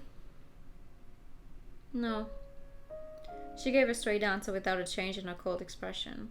She put the phone back in her pocket and looked at the scenery outside of the window. Then she spoke calmly. Doesn't matter. I've made up my mind. Made up your mind? Hearing the implication within those words, I tried to confirm with her. Uh-huh. She grunted in response, keeping her gaze focused somewhere far away. On what? Stab me and call it a day? How perceptive of you. She flashed a naughty grin at me, to which I could only reply with a bitter smile. It wasn't that funny when you tried to joke about this sort of thing. You're surrendering yourself, or did you find somewhere to hide? I couldn't think of other options, yet she only shrugged nonchalantly. Nonchalantly? You find out eventually. That only makes me even more concerned. I didn't think she would end my life, yet her strange calmness made me nervous. If there was a backup plan, then she wouldn't have been panicking the days before. Why was there such a great change of attitude overnight? Like a tune without harmony, the dissonance slowly expanded in my heart. I never believed in overnight enlightenment. Hearing someone say how they realized the truth of the world and gained a new life after joining some cult was more unbelievable than a plot of a bad sci-fi film. If a value you held true for decades could be changed with a few words, then what was the point of living? Hey. Something just didn't feel right the more I thought about it, so I decided to figure out what she meant by making up her mind. Huh? What do you want? Seeing through my attempt, she laughed. What? Scared? Shitless. I'd rather have some time to prepare myself mentally, like saying a prayer or leaving my will. Oh? Are you a religious man? Not really, but might as well be before my imminent death. You're going to hell anyway for saying that. She changed her pose against the wall, yet her gaze hadn't left the phone while answering me. Her behavior only confused me even more, so I decided to change the topic. Where will you go after getting the money? Anywhere. Taiwan is a big place. Still staying in Taiwan? I thought she was prepared to go abroad and hide there till it was all over. Where else then? She asked with one eyebrow raised. I'm not good at finding loopholes and managing money laundering with overseas accounts. Those folks steal all this money yet never pay the price. There's no way for us to compare with them. We at most can just manage some puny kidnapping and robbery to get money at the risk of our lives, all because we're not educated. Her words were filled with self-mockery and hatred. There was even a sense of self-abuse when someone as proud as her was saying that. Considering all the developments till now, plus her words, I finally put all the puzzle pieces together. You are the scapegoat, aren't you? With that train of thought, many things started to make sense. Why did she get into this mess with her sister? Why did she know so much about me despite being a lousy kidnapper? The creditor gave her the information about the kidnapping and told her it was a chance to pay off all the debt plus earn some extra cash to start a new life. To avoid responsibility, they didn't even provide any sort of assistance, thus why she had to enlist her sister's help. For the true culprit, there was nothing to lose. There would be tons of cash waiting for them if it worked out, and no trouble anyway if it failed. They had no choice but to gamble on this opportunity. They forced you to... I made that decision. As though knowing what I was about to say, she glared at me. You think I'm a kid? Played like a fool that knows nothing? Spare me. I will take responsibility for my actions instead of involving others. I couldn't come up with a response to her words. She could have pushed it all on other people, yet she chose to bear it all herself. But my sister didn't know anything. She just followed my instructions. Her expression darkened upon mentioning her sister, pressing her lips as though holding something in. She didn't have some exceptional determination letting her carry all this weight. She was just pushing herself. I then realized how similar we were. We hated to be seen as weak and the idea of becoming the people we despised. We both hated this world, except she chose to resist with crime and I chose to escape. I never saw someone this eager to be arrested. You're messed up. I must be, or I would have killed myself like my mom a long time ago. She snorted carelessly. There was no sadness in her voice, as though she was just recalling yesterday. Arming herself like a hedgehog, she refused to give up despite a challenge. She made it this far with the dream of a better tomorrow. If even that couldn't be granted, what else was left for her? I couldn't help but feel sympathy. Hearing the text message notification, she glanced at it briefly. Of course. What? Paying me no mind at all? She just lowered her head. There was no usual abusive aura, and in its place was some abnormal calm. She closed her eyes and sighed, then started dialing. Who are you calling? None of your business. Where's the money? She cut right to the chase and kept going before getting a full response. I'm done talking. She twirled her hair in a dispirited manner. This was totally different from her usual tone. She wasn't in a hurry, as though she didn't even care about the ransom anymore. Something changed. The sense of unease weighed heavily on my chest. I used to be able to somehow guess her thoughts, yet I still couldn't figure out this crucial decision that she had made. Enough. Do you think I don't know that you're just stalling? You're all the same, thinking everything is under control and the others are all idiots. I could hear sounds on the other side of the phone, but she ignored all those and continued. Just because you're lucky enough to earn a little more money than others, you thought everything should follow your way? We should all listen to you? Give me a break. There was clear hatred in her voice. She coldly delivered her final words. Then so be it. I will make you regret everything. She hung up the phone and threw it at the table. She took out the last cigarette from the box and let the smoke drift through the room. What? Say something. Sensing my hesitation, she asked me. I was thinking how to word this in a way that wouldn't trigger her. Seeing me not answering, she frowned and pushed me a little. Shoot! Weren't you quite a talker not too long ago? Well, I learned my lesson. That's what humans are good at. I warned you from the start, but you didn't listen. So did you give up, or what? The heavy mood was disrupted by the conversation. I ignored the last bit of worry in my mind and felt the courage to talk. Yeah. Who knew anyone would prioritize money over his own kid? He probably still wouldn't cough up the money even if I murdered you. There was a bitter smile on her face. I did hope for some moving miracle, but here was the reality. Without trust between the two parties, there would be no negotiation. Even if he paid the money, the kidnapper could still break the deal. There was no insurance for the family.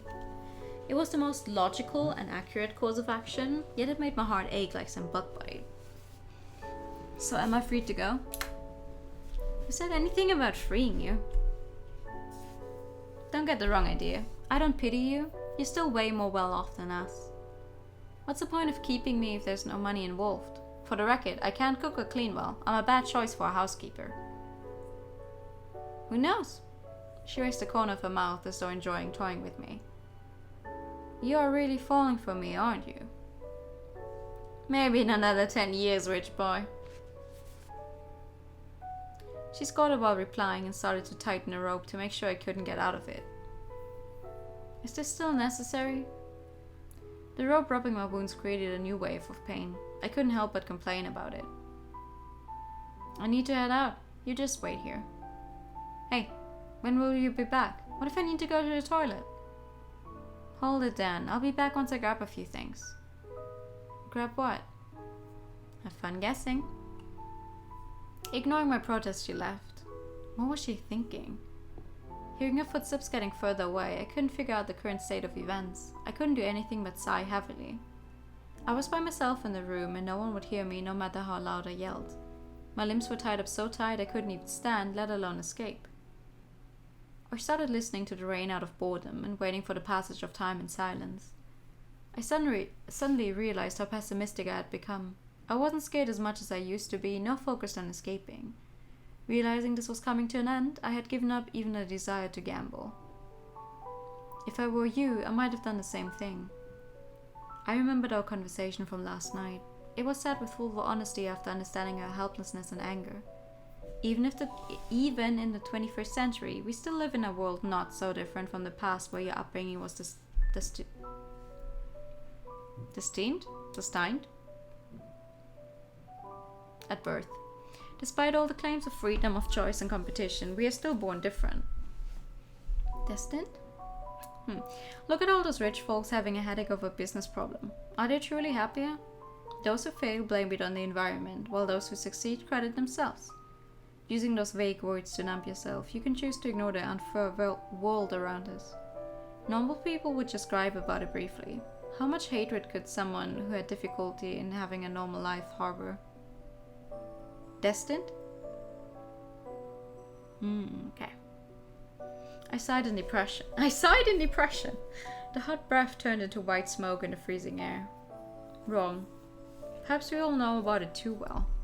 But we only chose to tell ourselves these lies since we couldn't change it.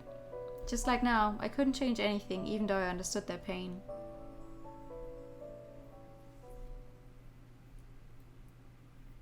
Oh. Night! Oh, she's been gone for a long time, huh? I heard footsteps in the stairway and then the sound of the door opening. I grew speechless when I saw her.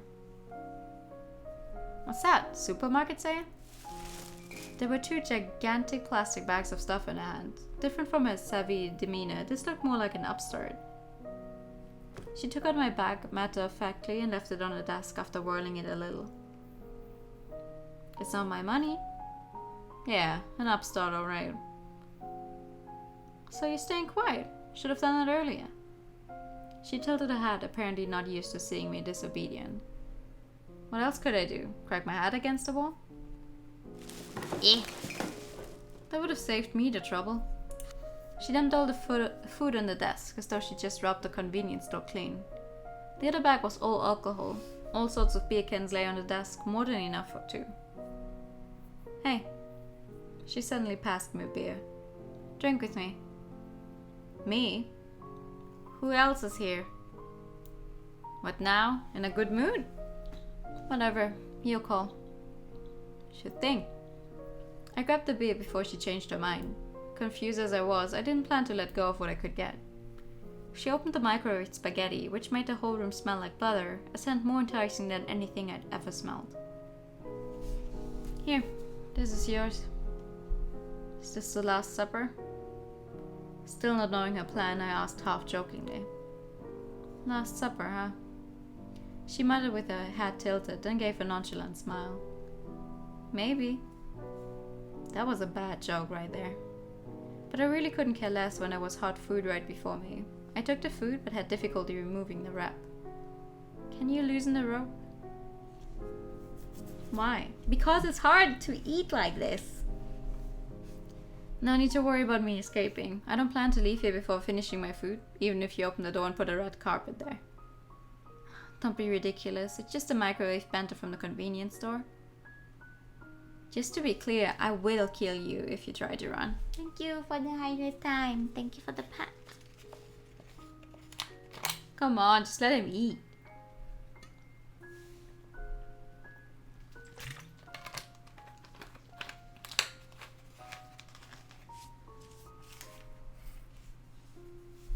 She did loosen up the rope after leaving the thread.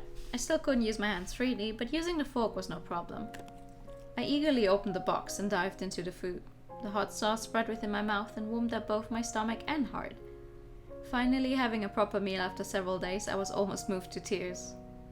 Oh God, I didn't know microwave food could be this tasty. I said so. She responded absent-mindedly. Compared to me wolfing down the food, she barely ate anything and kept drinking the alcohol. It's easy to get drunk if you don't eat something. She clearly wanted to get herself drunk like that. Worrying what might happen next, I tried to remind her about it. Be quiet. Isn't that what you want? I didn't invite you to drink with me to hear your nagging. I'll throw you off a cliff if you don't start drinking. Aye, aye, ma'am. I had no choice but to raise the bottle after hearing her threat. She was a surprisingly quiet drinker, with one hand in her pocket and leaning against the wall like a silent statue. It wasn't really that enjoyable to drink beer in this cold weather. Luckily, my body started to warm up and I could focus better. I kept myself conscious by eating food and drinking only low alcohol beer. Hey. What? What did you mean when you said it's too late yesterday? You're quite a talker. She turned her head away and sighed impatiently, with her index finger sliding on the edge of the beer can. It's more strange to stay quiet when drinking together like it's some funeral. Whatever. Showing no interest in the subject, she had another large gulp. How about you come up with a subject? Anything you want? I still couldn't figure out her decision. The sudden change of attitude and the vague situation made me uncomfortable. It made more sense to let her say whatever she wanted than to ask her about it. I told you before, right? About my dream?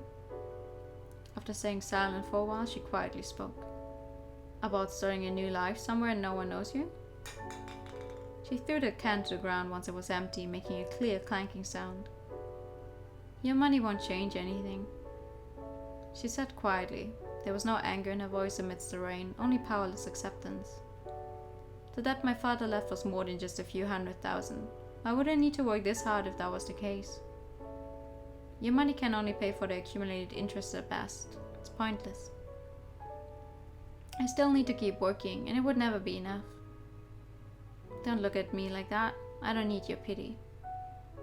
Her face was red, and I could see the effect of alcohol in her eyes. The light in them seemed to reflect all my thoughts. How much do you even owe? She lit up a cigarette and tried to calculate. She gradually breathed out the smoke, then shook her head. I Can't remember, but it's an amount I couldn't pay off even if I worked day and night all my life. She picked up the can and waved it left and right.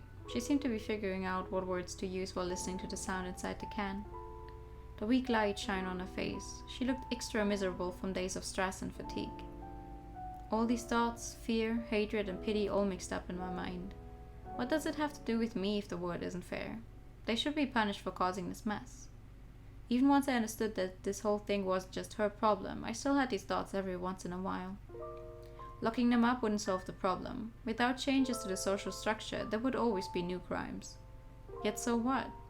We all just focused on the problems before us and wished these people would disappear. Rather than worrying about the faraway future, we care more about the present where we reside. The alcohol spread within my mouth. It was too bitter to swallow. You know what I'm scared of the most? I waited for her to complete her sentence. I'm afraid of seeing myself having the same exact life for the next few years or next decades or till death. It would be like making all this money for others, like a slave. I'd rather just gamble it all than this. Otherwise I'd rather just die. I couldn't retort. With this life, this hope felt like some pointless mockery. She moved on to the next bottle. I could feel a strong alcoholic scent from her and her warm breath. Want to be drunk, want to forget everything, want to let it all go. I could tell all these without even asking. They kept coming to a place after Dad left, smashing wine bottles, leaving paint on the wall, anything you could imagine. They even forced me to help out at a nightclub when I was around 12. Those rich people really have some fucked up fetishes. It didn't take long before my mother broke down after facing these people daily while taking care of the kids. She covered the tragedy casually, as though it was someone else's experience. Do you know what she told us before committing suicide? She told us not to hate our father. She said we're just unlucky. She started to laugh mockingly, then continued to mumble in a trance. It wasn't that far off from a movie plot. There were tragedies around us, but they never came to our attention until we were affected. I once thought for a long time about what went wrong. Why me? Then I realized we were just born unequal. Our lives are just worthless. If there's a God, then fuck him.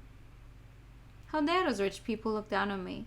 By what right can they tell us to use our brain as though they are the smart and successful ones? She got more and more agitated, trying to let go of all the injustice in her heart. What's so special about them outside of being lucky? What could they do if they lived the same life as me? Ooh. The wine bottle smashed into countless pieces on the floor. Debt, the kidnapping, separation from her sibling. All these things finally got to the girl. Her suppressed emotions all came out like a collapsed stand. She panted heavily and couldn't calm down her upheaving chest. All I could do was look at her quietly without saying a word. She took a step back, then collapsed to the floor against the wall like a wrecking ball. I want to start over. Her hands hugging her legs were shaking, and there was the sobbing in her voice. It was the first time I saw her this fragile, like a carefully crafted glasswork. I want to forget all this. I want to restart. I want to go somewhere no one knows me. Is that so much to ask? Why can't I have something others can enjoy effortlessly? Why me? Why? She mumbled as though in a dream. Her voice gradually died down until it was not audible. She didn't ask for some outrageous lineage or a rich family. All she ever wanted was a normal environment, but she couldn't get it. The world isn't fair. Some were born in third world countries and never had a chance to receive an education. Some were born handicapped and couldn't operate like others. No one can change that or deny the fact. There's no difference. One could feel bad for the younger sister who knew nothing, but even she had no choice in the matter. The father abandoned them, the mother committed suicide, the debt separated them from education, and they had nowhere to ask for help. I shouldn't expect her to have the courage to challenge her sister, let alone take care of all this after going through a constantly threatened childhood. Age doesn't determine if one should take responsibility, but if one possesses the respective power and knowledge. We could scold her for making that mistake, but what if she never had a choice in the matter? Breathing out some white smoke, I sighed lightly. Many thoughts came to my mind, and they mixed into words. Just surrender. Her body shook.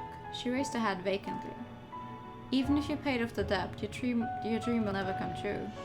We were born with too many stigmas: gender, race, looks, family. They won't disappear just because you move somewhere else. education, experience, relationships, work, and even in death. People will judge you through those glances no matter what. I don't know how much money you owe them, nor what they told you, but there must be a way. All you can do is accept who you are and move on.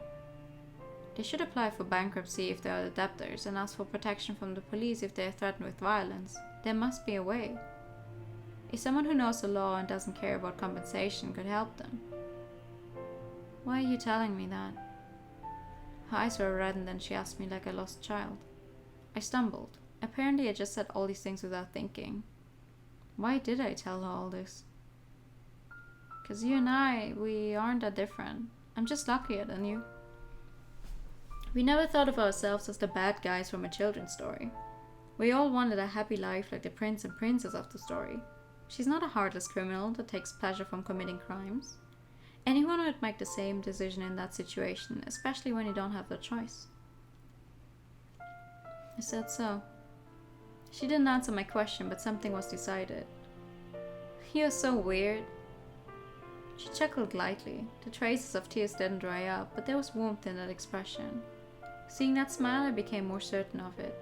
Regardless of our upbringing, race, and gender, we all have things we fear, worry about, and pursue. We aren't different.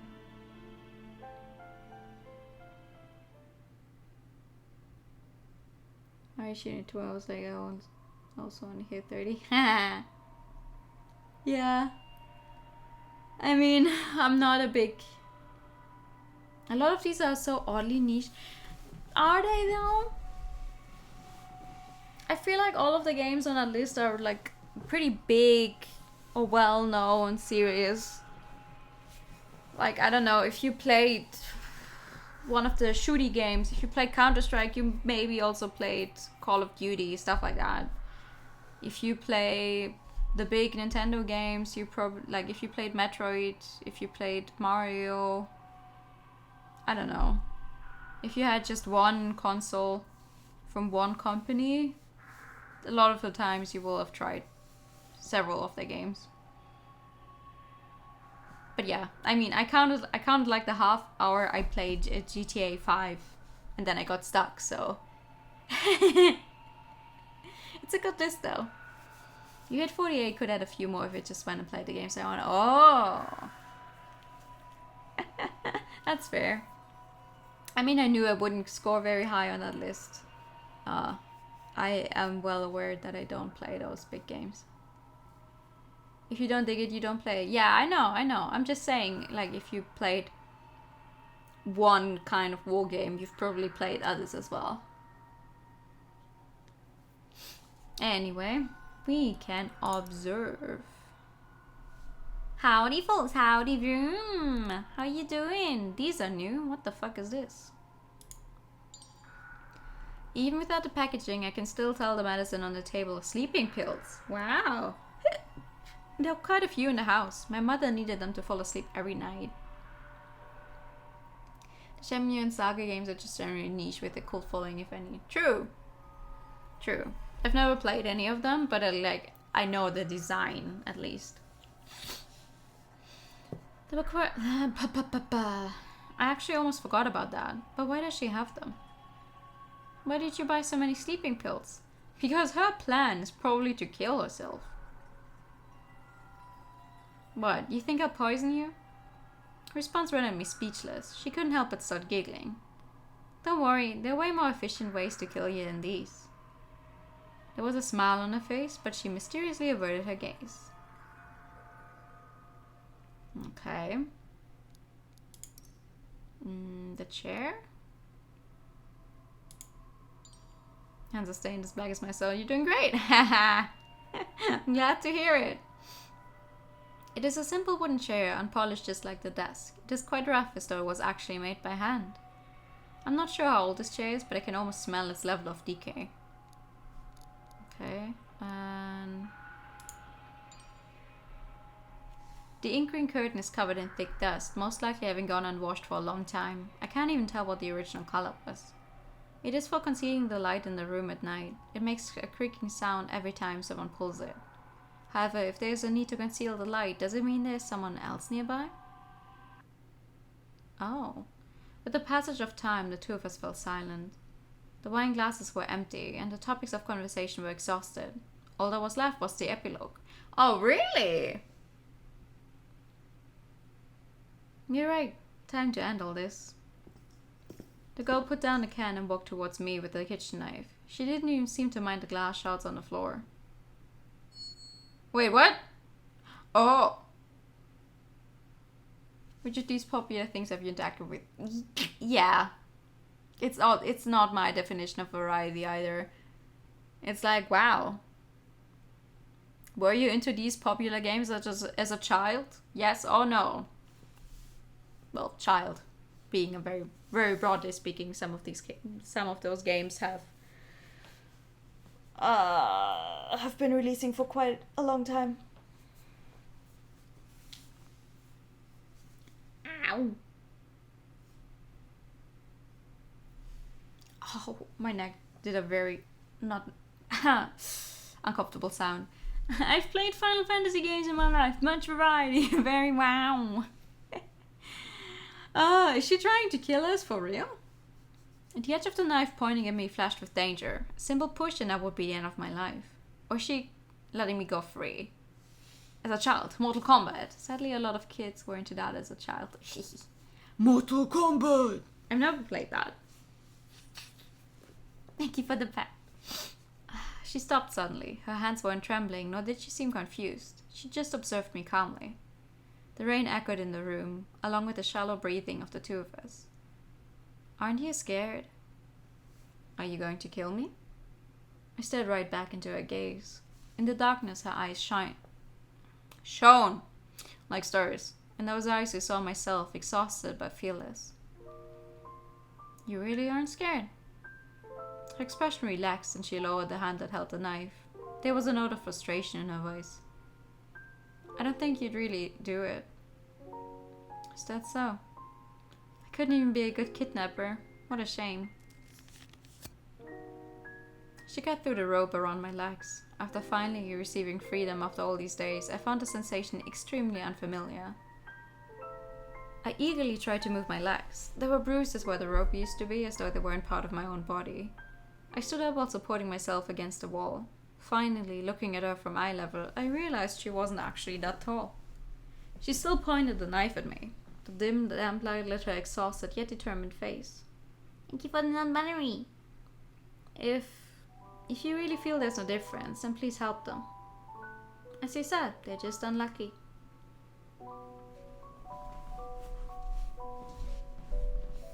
What do you mean? They? Her choice of word got my attention. Why not us? And one more thing. She hesitated briefly before opening her mouth. Mr. Ken is the one who your mother had an affair with. He's the one who told me your information. No! What? You can't just drop that. Wait, are you saying... Apparently she liked to cry about her family every time she got drunk. Probably never thought of this outcome at all. The sudden inflow of information rendered me speechless. She kicked my backpack to my feet. What? Mr. Ken was the one behind all this, and he was also the person my mother had an affair with. Damn! The fuck? That's all. Take your stuff and get out. Follow the road and you will find houses in 10 minutes. What about you? None of your business. I have something else to do. Yeah, taking those sleeping pills now that I've gotten drunk.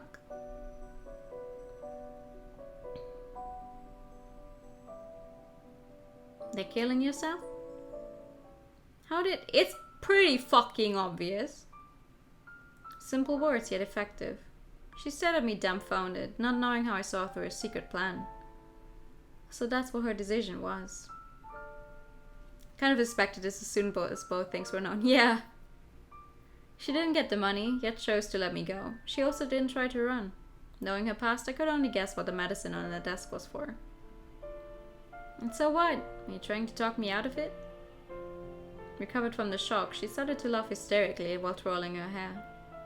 I'm done with this. I can only restart everything by doing that. Poverty was like a bottomless pit that I could never get out of. I'm afraid of seeing myself having the same exact life for the next few years or next decades, or till death. She might have made this decision after seeing our future. Save it. If you want to help me, then shut up and get the hell out ASAP. I wanted to save her, but didn't know what to do. In this capitalistic society where everything was decided by natural probability, I learned how powerless I was.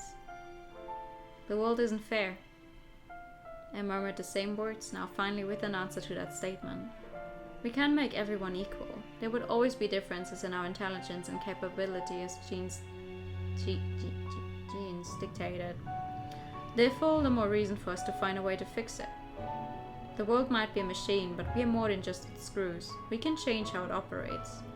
If the machine is broken, we should try to fix... Enough. Let me at least pick how to go. Her smile was tired but determined. I tried to retort, but the words stuck in my throat. If someone had nothing left but the choice of death, what right did we have to stop her?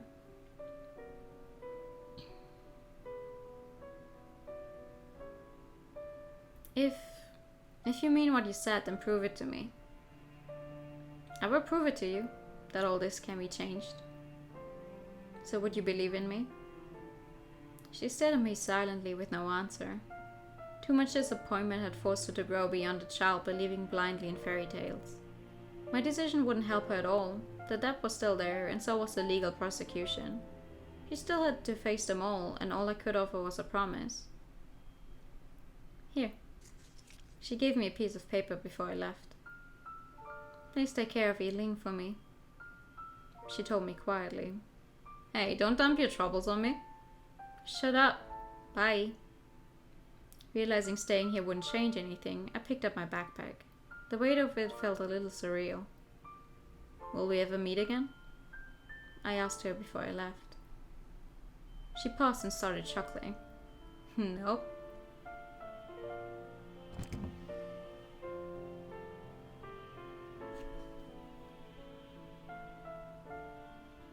What the fuck is that sound?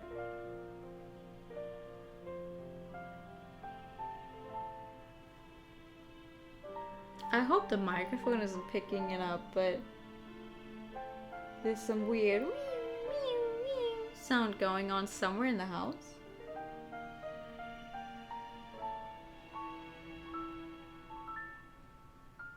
I'm not sure if it's one of my neighbors' like fire alarm thingy again. Like someone here has no idea how to cook and keeps setting it off accidentally, but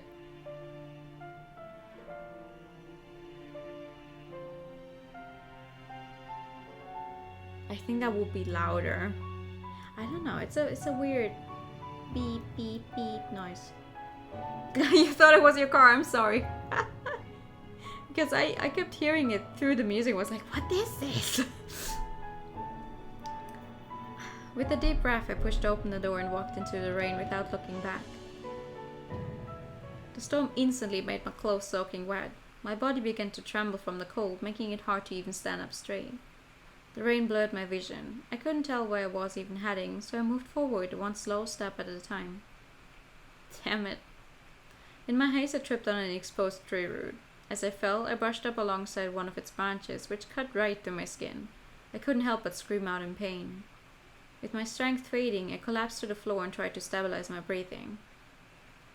I turned over and looked up into the dark sky. The cold touch of the raindrops on my face brought me to a state of clarity. Is this the only outcome possible? I couldn't get the look on her face out of my mind. I wanted to stop her from going through with it. I wanted to tell her there was another way through this, but I knew that wasn't the truth. I'm afraid of seeing myself having the same exact life for the next few years, or next decades, or till death. She feared the future.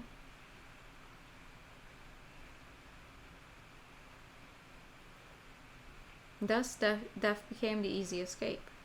I've no right to interfere her choice. I can neither change her fate nor shoulder her burden. The only thing I can do is accept reality. Even with the sense of powerlessness, there are things I still need to do. I let out a sigh and slowly got back on my feet in spite of my shaking legs. What a troublesome promise to make. I grasped tightly onto the paper she handed me and started walking.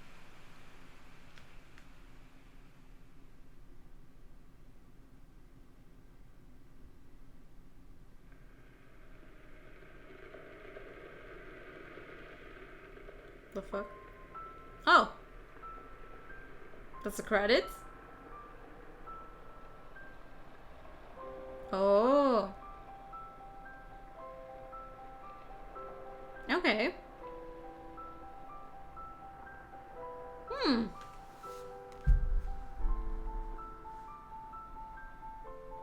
Not a lot of people involved with the game, huh? Prologue manga. Hey? Spkyle things. Spkyle things. All Kickstarter supporters. You got a similar but better ending than me? Oh!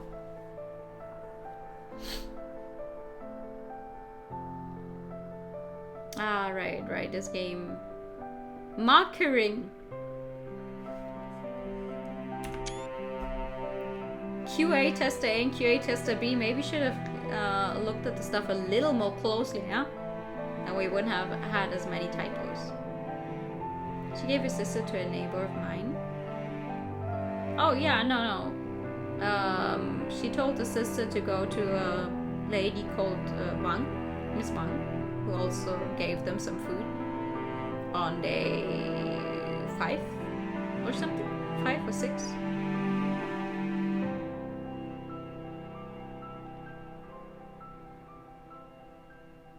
That's it? The late night street was almost empty. There wasn't even a food stand due to the terminated construction project. There were only a few passengers who pulled up the collars and were eager to get home. It's been 4 years already, huh? It was also this cold that day. I was sent to the hospital after escaping. The case was closed right after the police took my statement. The police found a girl in the abandoned apartment but couldn't get any information from her. There was no evidence of the involvement of Mr. Ken, so it was treated as a regular abduction incident, and that was the end of the investigation. Perhaps this was what she wanted. I was depressed by the predictable result and could only comfort myself with that thought. Through the number she left me, I got in contact with Miss Wang and eventually met her quiet sister. I managed to piece the story together from Miss Wang. Due to failed investments, the father accumulated enormous amounts of debt and abandoned the family. The mother had to shoulder the family since then, but between the debt collection attempts and working, eventually she broke down and ended her life. Without family or a place to live, the sisters were eventually helped by the mother's co-worker, Mrs. Wang. Despite having a job and a place to live, they were still constantly getting harassed, which made the girl decide to take the risk. I told her many times that they could at least manage at my place, but she wouldn't listen. Alright, what's... It gave me a red dot somewhere? Where is it? Hearing her words, I couldn't reply. Seeing the wrinkles on her face and the paint marks on the wall, I could guess why she made that decision. She wanted to escape from this life that was forced upon her. She wanted a life of her own that didn't involve others. Sorry, cram school took longer than usual. I was back to my senses when I saw a girl wearing a coat walking towards me. Her voice still sounded a little childlike, but the sister had grown up for sure. Knowing of the death of the big sister, she chose to seclude herself from the rest of the world. She didn't cry nor speak, but only sat in her room quietly. I couldn't really take her sister's place, so all I could do was accompany her till she sorted it all out herself. Eventually, she opened her mouth, but grew much quieter than before and was even more afraid of socializing. Perhaps in an attempt to follow her sister, she grew her hair out as well, which was now spreading in the wind. No problem. How's life? It's okay. I'm preparing for the exams. With the help of the social welfare department, she returned to school and used her off time to make some money with handicrafts. She was behind others of the same age, but she was catching up to society. You? Busy as always. If only there were 48 hours in a day. My life had grown busy thanks to the promise I made. I took courses on social welfare and participated in volunteer work. I started to witness the darkest corners of this society and the difficulty behind challenging them. I even asked myself if I could really change anything. You gotta head back. Okay, thank you for coming by. All the rest of your work day goes by fast. Thankfully, I always managed to keep moving forward after meeting her. Nothing was changed? What do you mean note updated? Where is the update? She became afraid of people after the tragedy. All I could do was be with her till she could finally move on to face this broken world, no matter the time or obstacles. Oh, okay. I don't think so. At least I could support her to move on and change her life.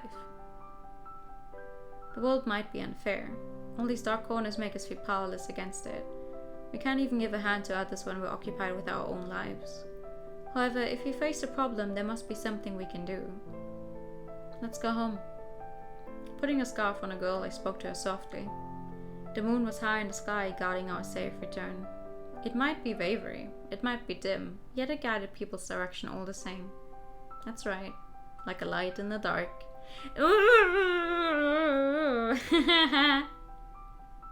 Ending 0, a light in the dark. I see, it's a name drop ending. Achievement unlocked, a gleaming in the dark. Oh no! And now she's the only one left on the opening screen. No, thank you for the pet. No. Okay. Alright. Sheesh. But we're still missing a bunch of... Yeah, we're still missing a few things. We're at 63%, huh? Oh, and you can listen to all of the songs. Okay, that's nice. Alright. I said we're gonna get everything, so we're gonna get everything. And the first thing we're gonna do is we're gonna start from day 7 again. You got a dip? Okay. Have a good night. Thank you for coming by. Alright, let's see.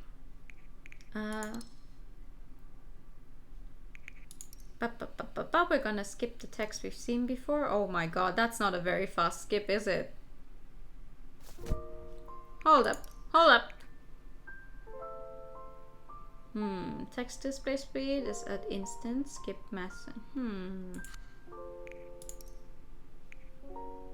Okay. Not a fan. Why can I make it when I play normally that the text is there instantly, but when you skip it, it has its whole... I gotta run through first. Okay, what we're gonna do is we're gonna rest all the time. I feel fine. After rest, I should ask for more information. We're gonna waste the last day by only resting. Let's see. Is there any difference here as well? Yeah. No difference so far. This is still the same text. Otherwise we wouldn't be able to skip it.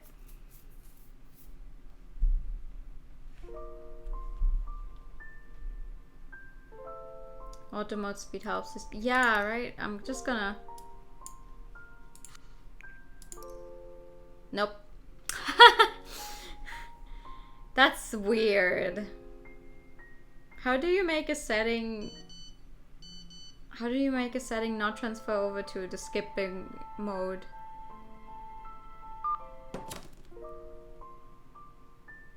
Like, sure, it's still too fast to actually read it properly, but still. It's a weird move.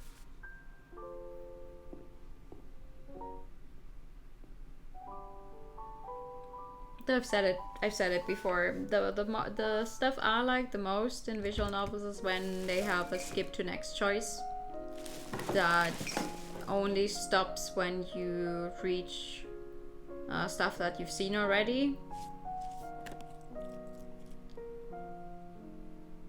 So it's like, okay, here's choice A and here's choice B, but there's a scene in between that you haven't seen yet, so we're gonna play that, and as soon as you're through that scene, it skips to the next choice again. That's one of the most perfect ways. Or if you don't have a skip to next choice button, you make a flowchart where you can just jump around in. Though those flowcharts can be hard to make, I think. Depending on if you have changes where it's like, oh, if you choose something different in chapter 1, it will affect something in chapter 5. Blah blah blah. Maybe that's harder to program, I don't know. I'm not a programmer. Breathing out some white smoke, I quietly sighed. You want to restart your life at a place that no one knows about you? That's impossible, even if you paid off the debt. Wait, didn't we see this already? No. We were born with too many stigmas. Gender, race, looks, family. They will not leave you just because you move somewhere else. I said so. She replied nonchalantly. There was regret in her voice. How could these people get help? How could his unfairness be changed? Not wanting to ponder questions with no answer, I drank up from the bottle like her. I decided to worry about that once I was out of here. Oh. Okay. Once again, we're gonna waste the time and not talk to her. We're only gonna rest.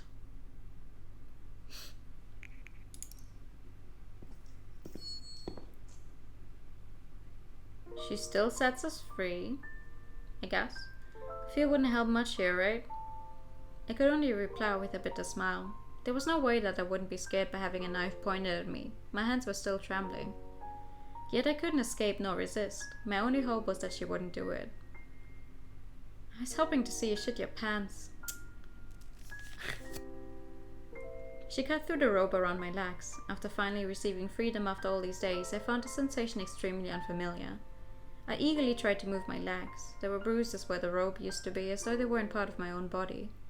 I stood up while supporting myself against the wall. Finally, looking at her from the eye level, I realized she wasn't actually that tall. She still pointed the knife at me. The dim lamplight lit her exhausted yet determined face. If you really feel there's no difference, then please help them. As you said, they're just unlucky. They're just unlucky. There was something off about her words, but I couldn't really tell what it was. The alcohol made my mind numb. Now go. Follow the road and you will find houses in 10 minutes. The weakness on her face disappeared instantly and changed into the usual cold expression. What about you? I still couldn't believe she would just let me go. I have something else to take care of. Something else? None of your business. Get out before I change my mind. She decided to say nothing more and just stared at me. Was she planning to run? Or there would be someone helping her? Neither option seemed likely. Are you nuts? Do I really need to force you out? I still couldn't figure out what was wrong before she started to rush me. There were many pieces hidden in my mind and I couldn't pinpoint the problem. Might be strange for me to say this, but I hope your dream will come true. It will. She smiled lightly with a bizarre confidence. Whatever. Leaving those questions behind, I stepped forward. My joints felt stiff like rusty metal, and every pull of my muscles led to a sore sensation.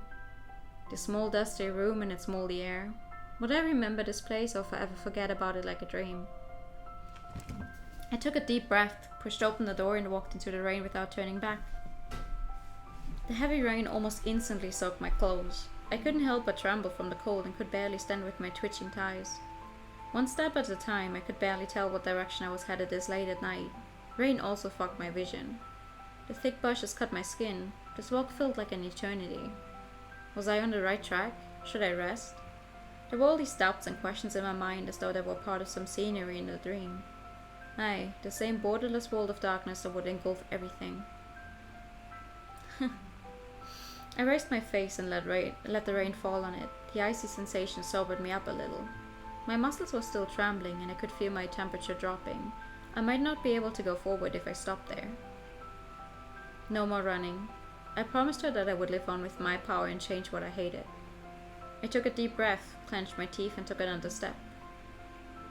Finally, I saw the lights in the distance. As though waking up from a dream, a wave of sensations flooded through me. All the frustration, unease, hunger and pain was uncomfortable as fire burning, but they were all real.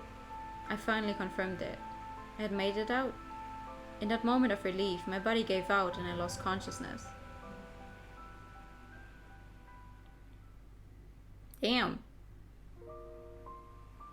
They say rain is the tears that God shed for the heartbroken. They say that rain is the water cast by the divine to cleanse our sins. Oh, hold on. The girl rested her head near the window. While watching the never-ending rain, countless memories ran through her mind. Those that she kept in mind, those that she refused to face, and those that she thought she had forgotten. Must be the medicine. She was losing her grasp on consciousness. Her head was heavy like she had a hangover. She recalled the kidnapping event, her father, and her mother who ended her life. She had hated him for abandoning them, and her for showing weakness in the face of pressure. She thought of Eileen, her sister who never experienced real joy. She didn't know if her sister was doing well or if she was safe. Strangely enough, there wasn't that much emotion at that very moment. There was a little bit of regret and sadness, but nothing else seemed to matter. Finally, the person she kidnapped. She wanted to torment those self-righteous people and make them taste the same fear and hunger. However, the more time they spent together, the less she understood. Was he just someone special, or was the distance between the two just not as far apart as she had thought? We aren't different, you're just unlucky. This was the first time someone had told her that. She had been pushing herself and refused to show any weakness before others. Not until hearing that line did she realize how much she craved recognition. She wanted someone to tell her this wasn't her fault and that we were all the same. Even with different upbringings and from different social classes, could the two truly understand each other? It was getting difficult to think. Let someone else handle the complicated questions. The last cigarette was lit, and the smell woke up her mind just a little, yet her hand could not hold it no more. She left it on the desk and let the familiar scent permeate the room. She powerlessly laid her head on the desk and saw the world turn blurry before her. The irresistible sleepiness took over her body. So tired. She deserved the rest after doing this much, right? She couldn't even feel the cold now, and her body grew ever lighter. Slowly, consciousness was also leaving her. Even the sound of rain was leaving her and was replaced by a white world. You want to restart your life in a place where no one knows about you? That's impossible, even if you paid off the debt. His words came to mind and she weakly smiled. It's possible. Let go of all the labels and find a place to restart your life. Her eyes were closed along with her consciousness. The girl quietly fell into a never-ending slumber, embraced by the rainy night. Man.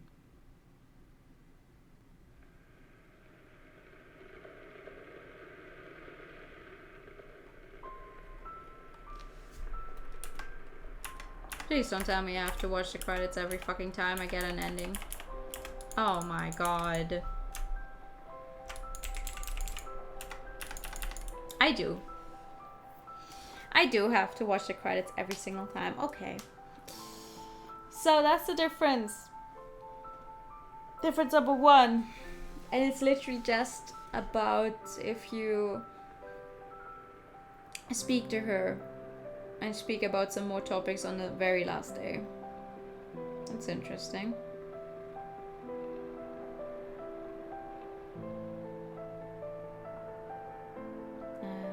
Background artist, composition, editing, blah blah blah. Markering.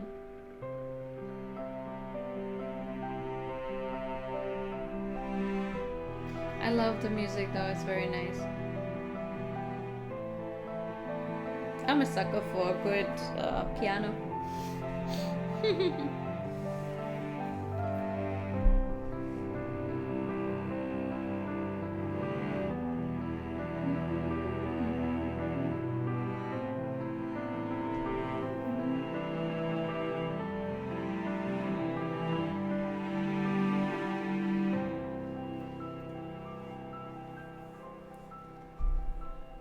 At least it's AA credits, that's true.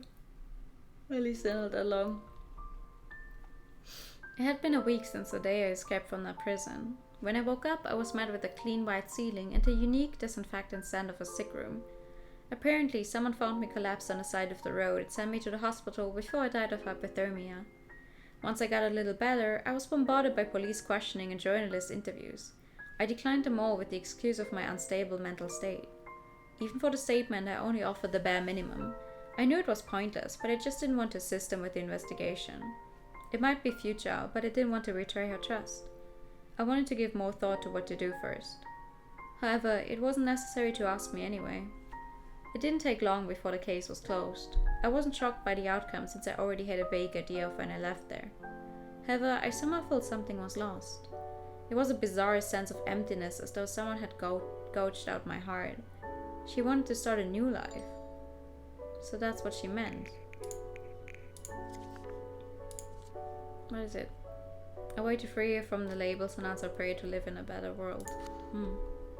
I murmured to myself next to the window. I lit a cigarette and placed it on the desk. There was nostalgia about the scene that I used to hate. The azure sky had lightened up and a breeze was now blowing. Is it the same sunny day where you are now? I closed my eyes and prayed for her. Ending 1, new start. I see. Achievement unlocked, new beginning.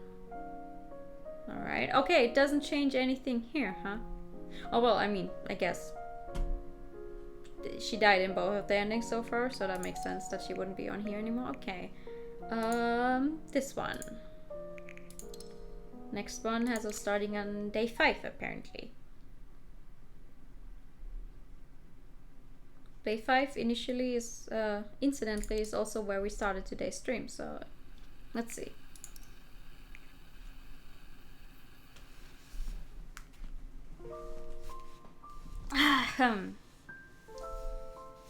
See what this one is about. Pull the rope. I tried to forcefully pull the rope. It was impossible to break it, so I just aimed to loosen it. Damn, that hurt. Upon the rope making contact with the wounds, the newly healed skin started to bleed again. The stingy and itchy feeling was unbearable. If only there was something sharp like a dagger, a cutting knife, or even rock. Hearing my voice, she moved her body and pulled the blanket. Luckily, she didn't wake up. I couldn't let her see my struggling. Now. Keep pulling rope. I had to try no matter what. I moved closer to the table, trying to rub the rope against the side of it. Carefully, carefully. I tripped and crashed into the desk. I only managed not to fall over by supporting myself against the wall. What are you doing? The girl's voice from behind froze my blood instantly. My heart started to beat crazily and uncontrollably. I was stretching? I tried to calmly change the subject, but anyone could tell the emptiness behind those words. Not even trying to argue, she picked up the knife and walked towards me.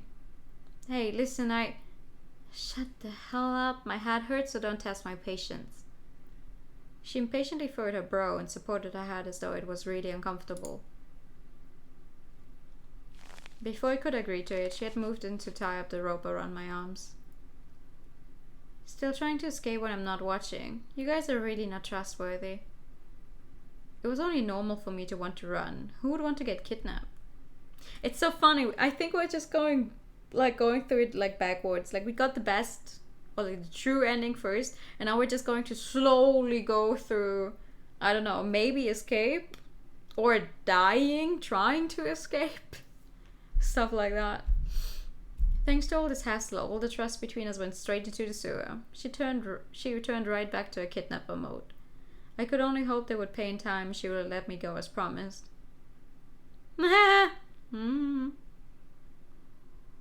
We know that they don't pay on day 5, so... And we're gonna rest.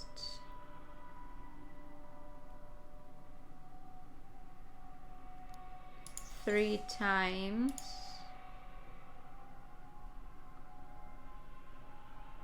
Apparently.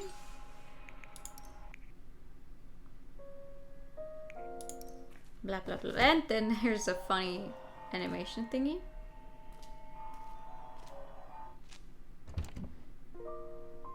Alright, then a little sister comes back with the stuff for Miss Wang.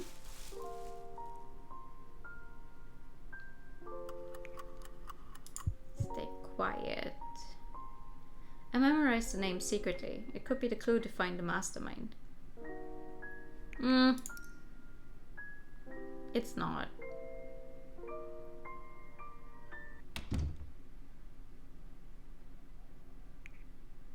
Okay.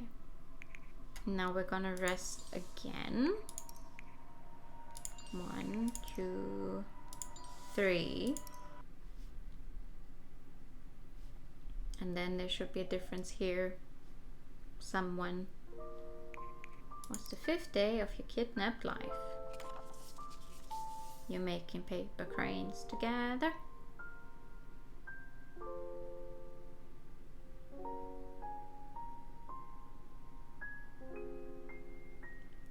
I almost pity you here, but there's no good ending awaiting you for doing this. And then what can we do? I don't know. I couldn't even sort out my own problems. We alone must bear our crosses. We all have our own problems to deal with. No one cares about it, and no one will help you.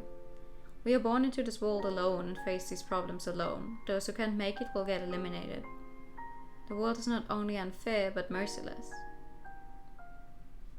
Wow, damn.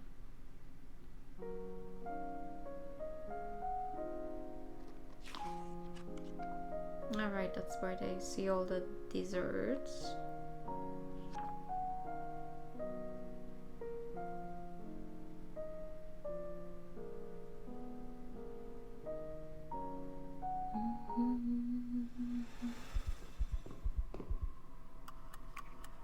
Okay, let's see.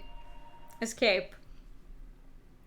I don't think we can make it. I think we're gonna run straight into her knife, no? No, wait, what does it say here? Okay. No more hesitation. It was my only chance. I suddenly raised my hand and pushed away the little girl with my elbow. Her fragile frame fell to the ground with a weak scream.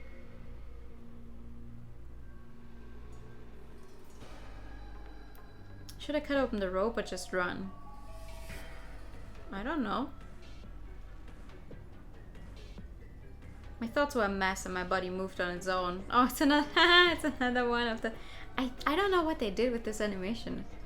I stumbled to the exit and forgot all about my plan. My feverish mind could only think of one thing: escape. Regardless the method and who I would harm or kill, I would get out of here. What the fuck? I was at the door but couldn't open it. The trembling hand couldn't even hold the knob steady. The fucking Rabbit Baby poster! Was the sister coming back? Did the little girl stand up? Was it too late to grab the knife? The adrenaline rendered my mind blank. Within the chaos, I couldn't open the door.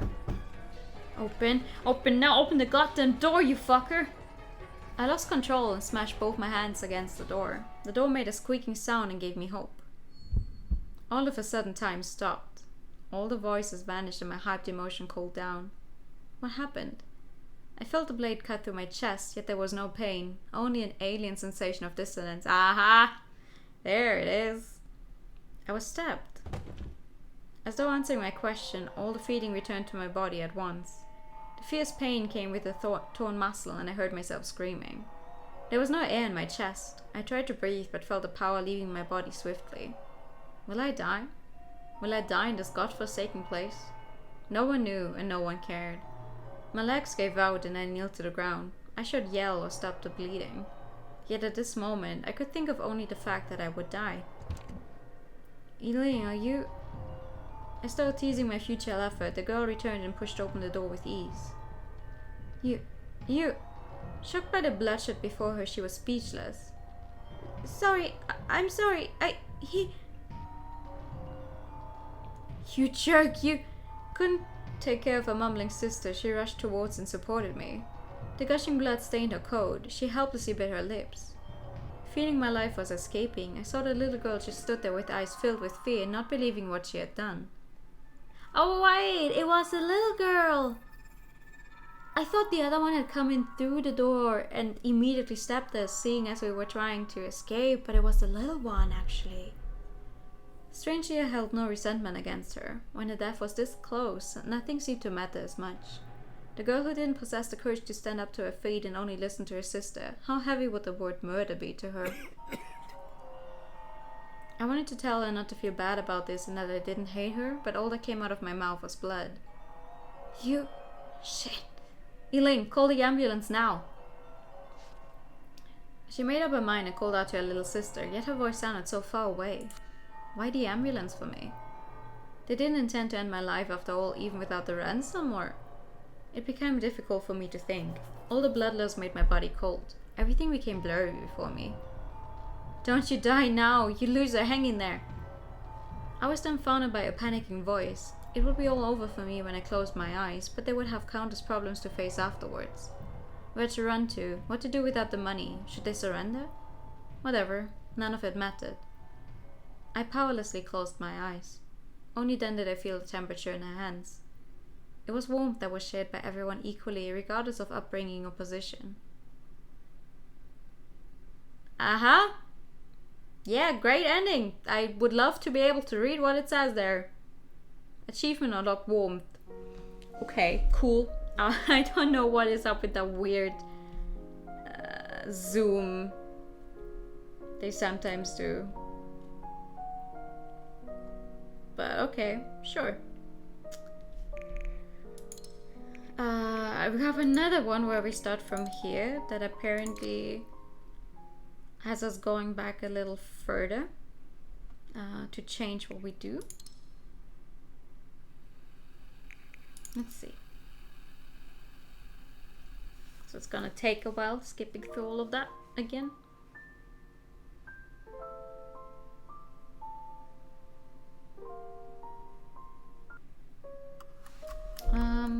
Pull the rope and keep pulling the rope. I guess it's like you can only get the true end if you don't resist and actually make an effort to listen to their stories.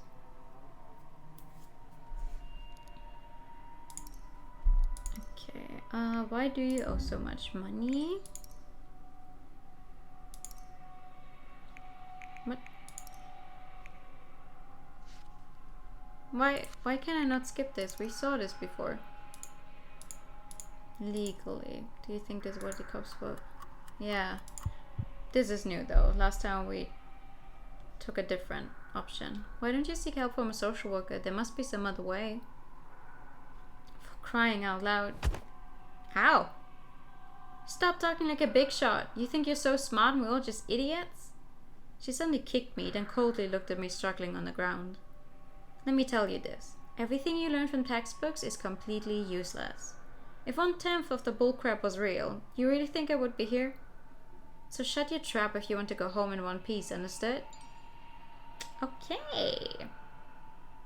You look really tired. Okay, I cannot skip these, despite us having chosen them before. That's weird. Attack and kind of that. Get some rest if you're not feeling well. So this is, we try to talk to her, but we choose all the wrong options. Great. Oh, how nice of you. Save your breath if you just want me to drop my guard. I can't move around tied up like this. Besides, I'll be out of here if you get the money today. I'm not so dumb as to risk my own life. You better remember that. She grunted and relaxed herself a little next to the wall. Okay. And we're gonna rest some more.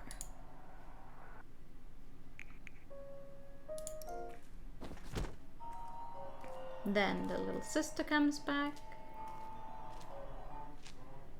And then there's like the 5th fucking motorbike tonight outside the window. Stay quiet.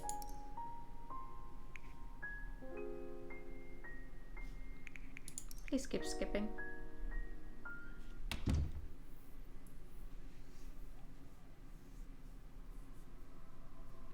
Okay. Chat with the young girl and ask her about that Miss Wang you just mentioned.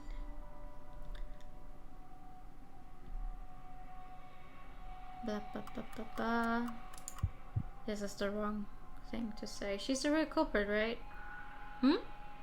She tilted her head in confusion, not knowing what I was talking about. Damn, I need to somehow cover it up. What I mean is that I don't know. Realizing my intention, she replied calmly, but with a determined face. Okay, well that was a waste of time. Then we're gonna rest. And we're gonna rest again. And then we're gonna skip the rest of the text. As far as we can.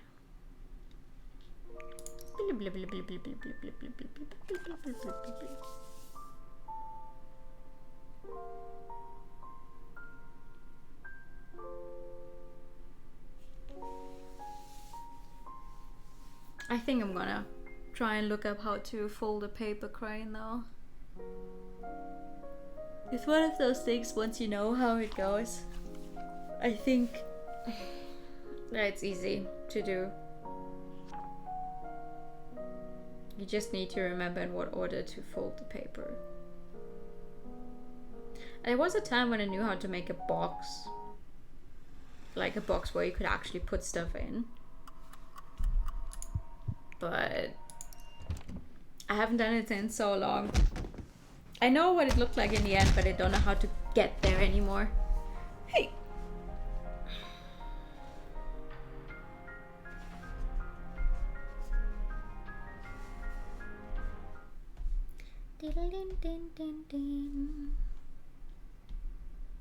Alright, day 6.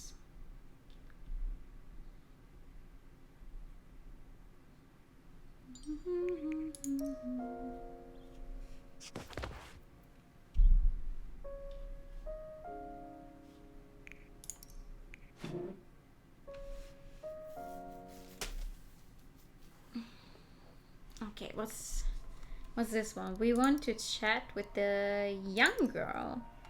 Why don't you try to escape? That's new. We haven't done that before. What do you want to say? I was interrupted by the girl when I tried to talk to her little sister. She warned me coldly. I should not look at Twitter today. Lots of bad news. Oh. Okay.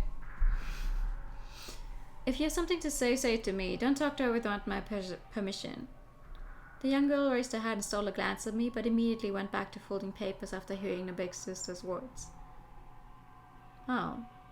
I see. Chat with the older girl. What do you plan to do next? What do you plan to do next? Don't know. She replied without a second thought. Her expression was so deadpan I couldn't even tell if she was joking. The cops would be here soon now. The cops will be here soon though. Wouldn't it be better if you just let me go?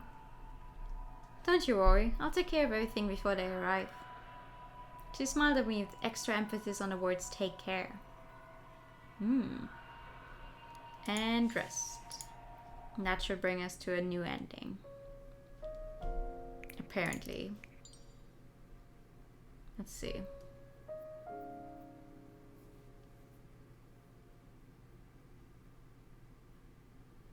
Standing within this world of darkness, there was no sky, no land, only endless darkness. The same old dream. I won't cry. I knew this would end up like this. No matter what I do, no one will ever believe me. No one will believe us, and no one will ever help us. I once again heard her words in my what? I once again heard her words of hatred. I hate people like you. I woke up from the nightmare and saw the same small room. I still hadn't escaped from this nightmare called reality. I somehow fell asleep and it was nighttime already. My body hadn't gotten any better and my injuries were swollen and burning like fire. The soaking wet cloth on my body made me tremble. The lack of sleep and malnutrition rendered my body powerless. I could feel the fever from my fluctuating body temperature. I heard footsteps and raised my head. The girl looked down at me. There was no warmth in her eyes. Where's your sister? Oops. I let her go first. To spare her the gore? She snorted upon hearing my joke, clearly not appreciating the way I talked. So you kill me now? Letting go of the roundabout approach, I cut right to the chase. Either kill me or let me go. I didn't care which. I suddenly realized how ironic it was when we talked about communication and mutual understanding. But in this situation, we finally let go of the pretentiousness and expressed our true selves. I won't kill you. Or save you. It's up to you to escape from here. Just like you don't care about us, I don't care about you. Hearing her determined tone, I remembered the only thought in my mind these past few days. I don't care what they think, I'm getting out of here. So we were the same, even up to these sorts of selfish aspects. You can hate me or blame me, I don't care. Misinterpreting my smile, her look was not one of disgust, but coldness. Misinterpreting. Jesus Christ. I was too tired to argue, so I just shook my head. We fell silent. After looking at my weak posture, she said, "No one helped us when we were hungry." I know. Realizing what she wanted to say, I finished the sentence for her. No one takes responsibility for your life, so nor should you with mine. Plus the world isn't fair, right? That's right. She nodded and picked up my backpack. She then left without turning back.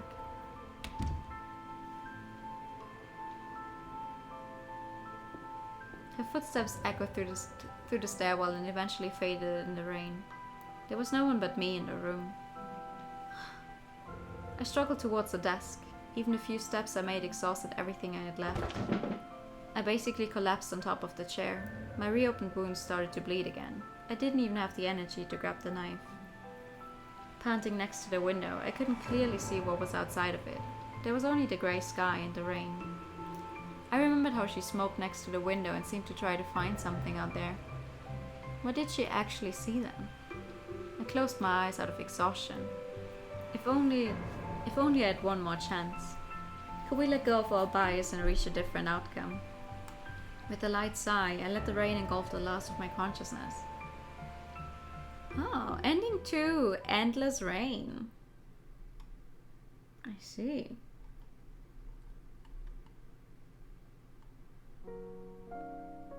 Okay.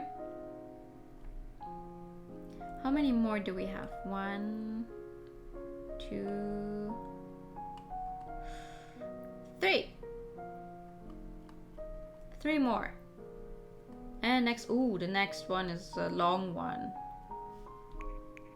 To get to that point.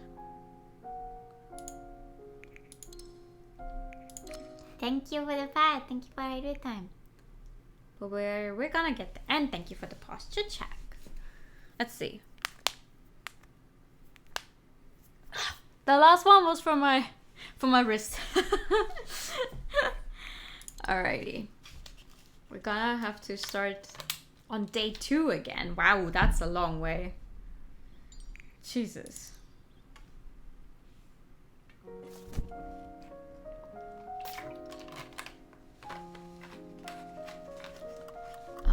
Try to struggle. Oh my god, we have to start back here and pretty much do everything wrong. Man. Pulling the rope right and left, I noticed there were some gaps despite how tight it was. It might loosen up if I pulled a few times more. If only I could rub it against something sharp. Don't move! Hearing a nervous voice, I raised my hand and saw her pointing the knife at me only a step away. A thought crossed my mind suddenly. Could I push the rope in her direction as she stabbed, and would that cut the rope? Oh god! Try it? I tried to bump into her direction as planned, while closely observing her actions. Don't get any closer! Ooh! Oh god. Help! Hearing her sharp scream, I saw the blade flash before me like a silver light. Ah! Defying my own expectations, I couldn't react in time. A long cut appeared on my arm. There was no time for surprise. Seeing her twisted face, I knew there was panic caused by overwhelming fear.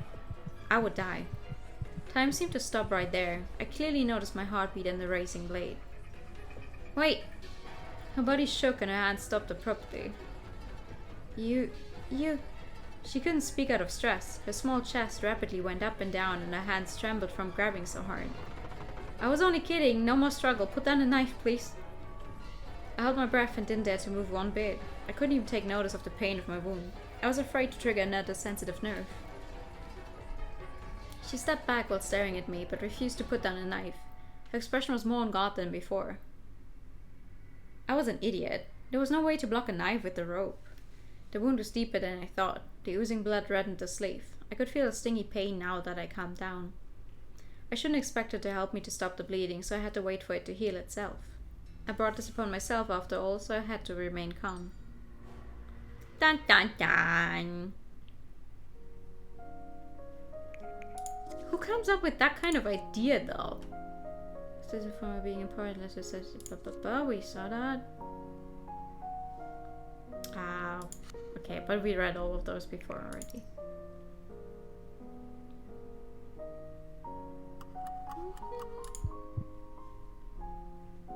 When I'm a obedient kid, do you even know what you're doing? Hearing my mockery, she only frowned and said nothing. Unlike the kidnapper yesterday, she had no intention to hurt me nor talk to me. Or rather, she was avoiding any contact with me. Yeah, she only stabbed you because you ran into her knife.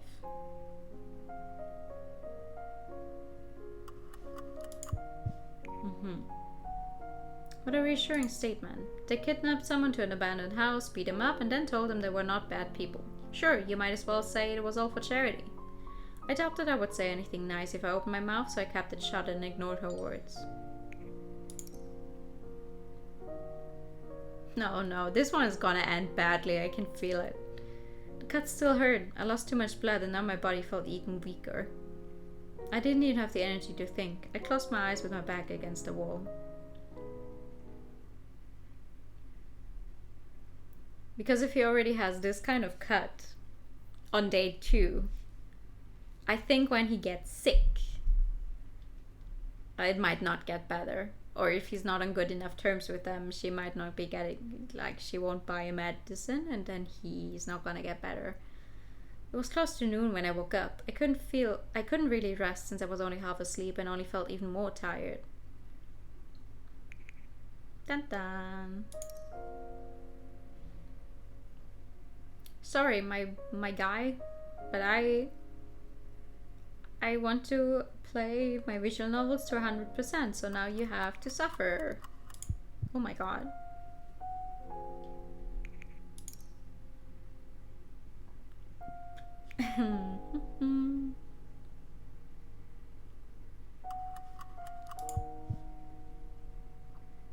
But crime is crime. No matter how pitiful their past was, they had to take responsibility for their actions. There was no need for sympathy. I just needed to think about how to escape. Oh, you say that now, but you're gonna fucking die.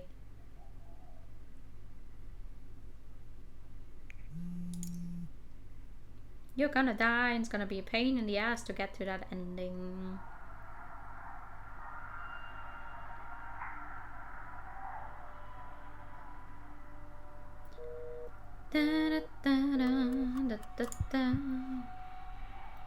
Didn't she tell you?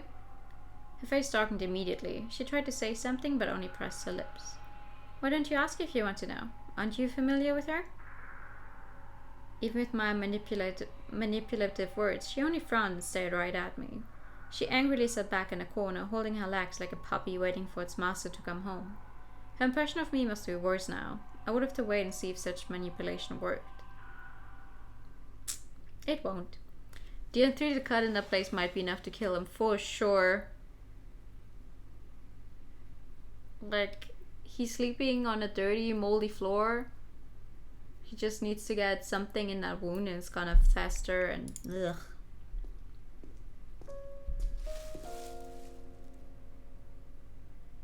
So, what do we have here? Seeing my arm wound, she asked unpleasantly. Would you believe it if I said this was an accident?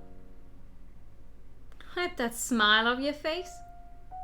Seeing as I tried to cover it up, she angrily yelled at me. If you already knew, why ask? You really want a beating, don't you? I shrugged and answer returned... What? I shrugged and answer returned no answer. Okay. It was pointless at this point. Whatever, I knew I couldn't trust people like you. Eyes filled with distrust, she mumbled words drowned in hatred. Hee, we're gonna die.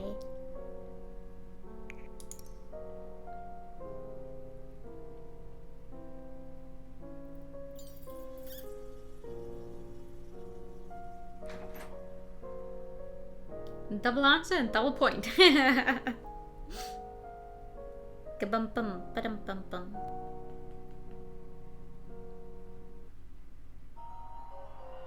Please don't stab me. Fear of death grasped my body. Her face was so twisted it seemed insane. Oh no. Struggle. Stop right there. Not able to suppress my fear, I tried to wave my hands to stop her approach. Ouch.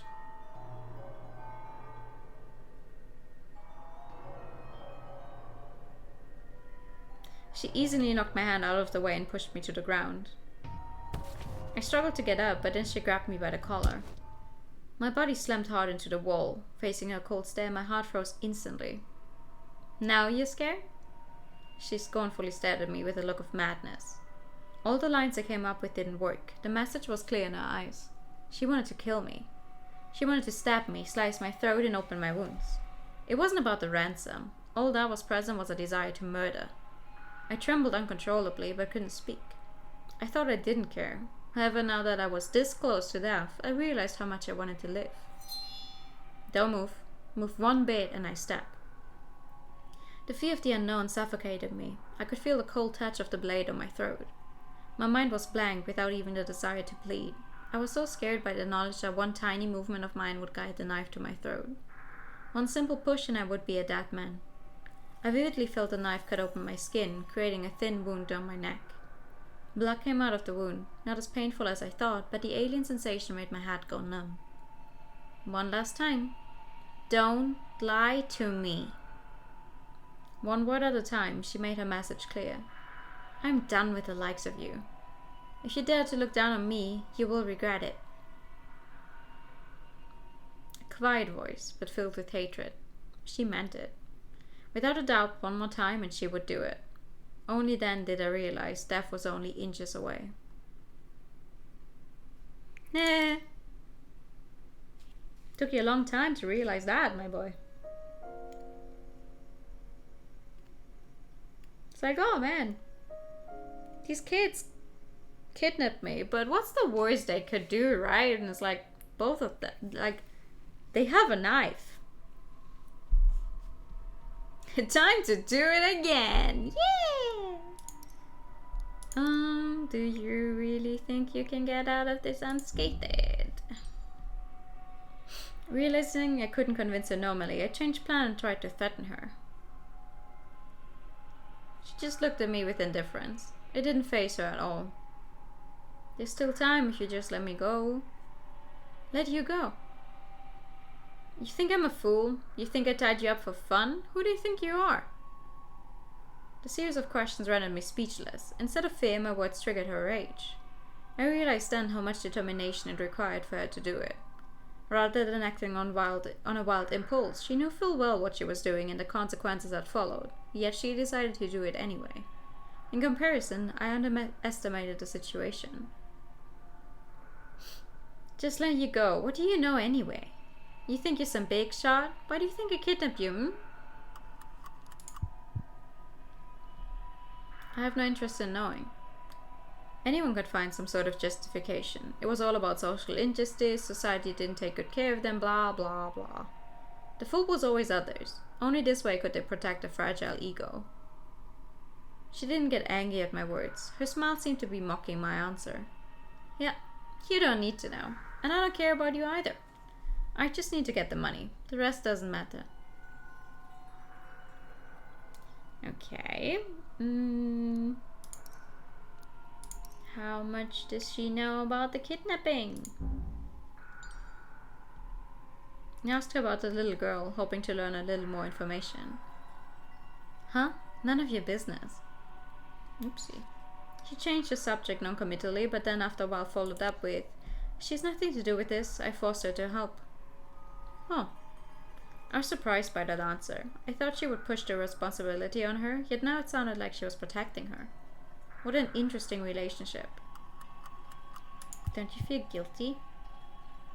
Using a kid like that, don't you feel guilty? One more word and I will make you not able to talk again. Hitting a nerve, she malevolently pulled out her knife. It felt more like rage than a threat. How pathetic. If you're gonna talk big, then you better face it. The punch in the face was painfully hard. Seeing her twisted face out of anger, I looked askance? What's that used in this context? I don't think you use that word in this context. And grunted. Going for violence just because you can win the argument. How profound. I didn't even need to talk to enrage her. I just needed to keep looking at her. This naturally wouldn't help anything, but I just couldn't swallow it down seeing how she manipulated a naive girl. This is before he knows that they're sisters. Because he's stupid and he won't find out because I keep fucking up. On purpose. Time to do it again. Let's see. What's your relationship? So what is your relationship? These acted like siblings, yet their ages weren't even close. I'm not in the mood to chat. You better stay quiet too. Okay. It's less boring chatting. Ow! I am not in the mood to chat. Answering with violence, she squatted down and pulled my hair hard while saying each word slowly. She really had no sense of humor. My good dude, you're gonna fucking die because you keep doing this bullshit. I didn't dare say more, so I kept my mouth shut. What a fucking dumbass. It was getting late and I still couldn't find a way to change the situation. Instead of escaping or waiting for the ransom, the safest option was to convince her to let me go. Things could still get resolved without much incident. It wouldn't be this easy once the police got involved. But how? Oh wait, no, I don't need to read that. We saw all that already.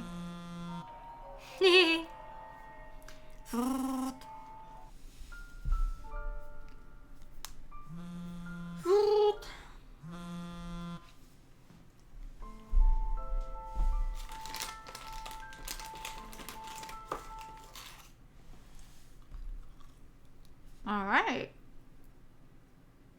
Okay.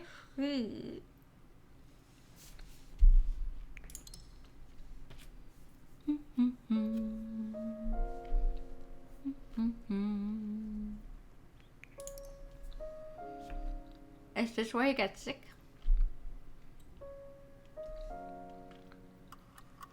Try to escape.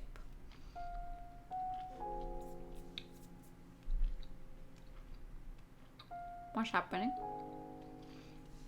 If they had contacted my family, then there was no way to resolve this in private. I had to escape somehow. Would the police negotiate with the kidnappers? Would they look into the surveillance camera footage? There might be no surveillance cameras in a new building, and I had no idea how long it would take them to figure out my location. Never having imagined myself being kidnapped before, I started to wonder if I should use movie or novel plots as reliable references. Negotiation, ransom. After evaluating all the information, the highest priority was still to untie myself.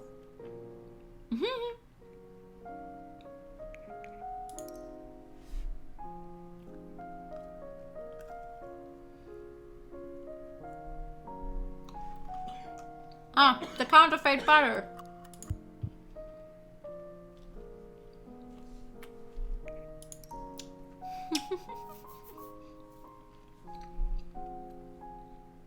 Even skipping through the text, I saw the counterfeit butter again.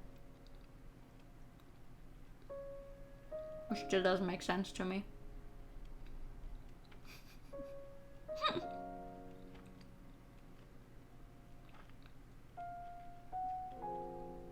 Off-brand butter, I would understand, but counterfeit?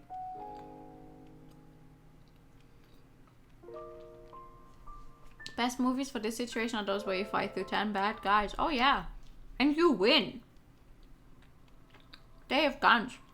You know those, like the Yakuza escape scenes, where you have to fight through waves of enemies?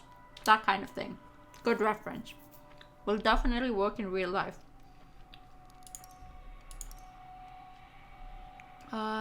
Who are you?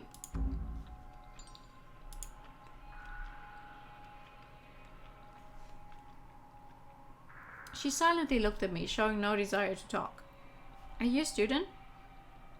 I don't go to school. She shook her head, still not really interested in talking to me. I looked at her. She must be underage with such thin arms and a slender body.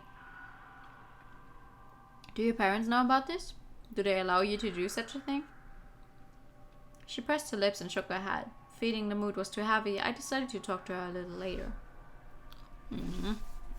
A little later, meaning the next time I can can choose an action. So right now. Why me?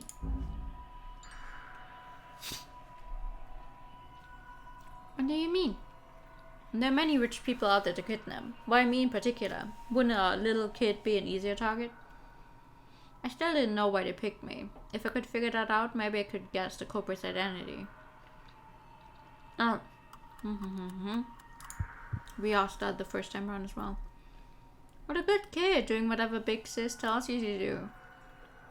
With all these mentions of a Big Sis, I couldn't help but mock her a little. She naturally could tell my mocking tone and tried to say something, but eventually decided not to. Okay. And...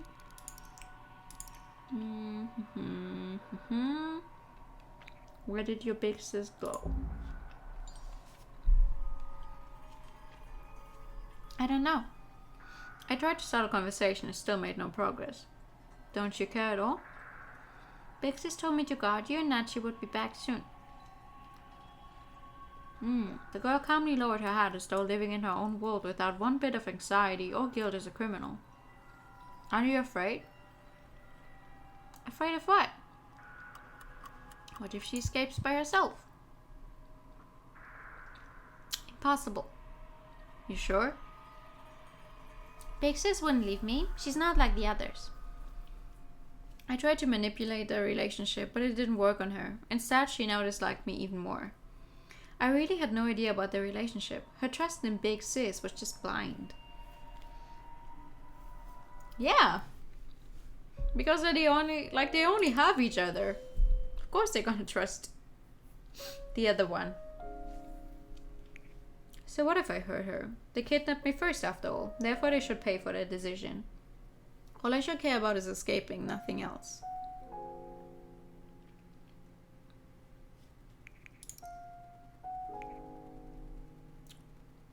I don't like her. I see. It would be strange if I did. I am tied up here because of you guys. Hey, there's no way. A regretful smile appeared on her face and she fell into silence. I might like her a little more if she let me go. That's impossible. Her voice was light but with unshakable determination. Well, it was worth a try. Oh wait, we can chat more. What do you picture me as? Having no idea how much they misunderstood, I couldn't help but ask. Her answer was surprisingly simple. A rich person? Remembering all the past conversations, I sighed helplessly. I think you must have quite a misunderstanding about rich people. Rich people aren't all bad people. She looked at me silently, not really believing me. Seriously, your Big Sis is in the wrong here. Big Sis is not a bad person. I didn't do anything yet here I am. You really think she's right about this? There's a limit to being naive. She's not who you think she is.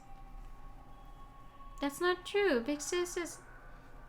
She tried to argue, but her powerless voice almost sounded sympathetic. She would let you go when she gets the money. She promised she wouldn't do anything to you. Yeah. She isn't even the one who kills you on the one route where you get stabbed. That's me. The little one. I wish I was as confident as you are.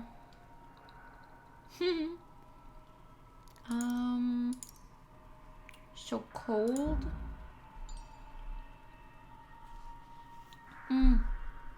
She made a sound to indicate she heard me. I waited a while before continuing to talk. If only it was a little warmer. With my movements restrained, I had no way to get information if they didn't talk to me.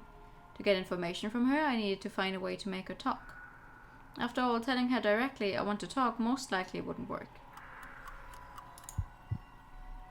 You really don't talk much, do you? If you tell someone who doesn't talk much, you really don't talk much, do you?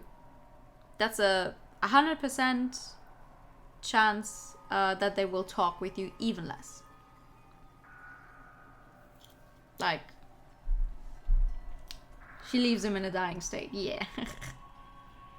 No. One would end the conversation. Even I didn't know how to continue. Regardless of her difference in age and background, plus the fact she was the kidnapper's accomplice. Well, big sis.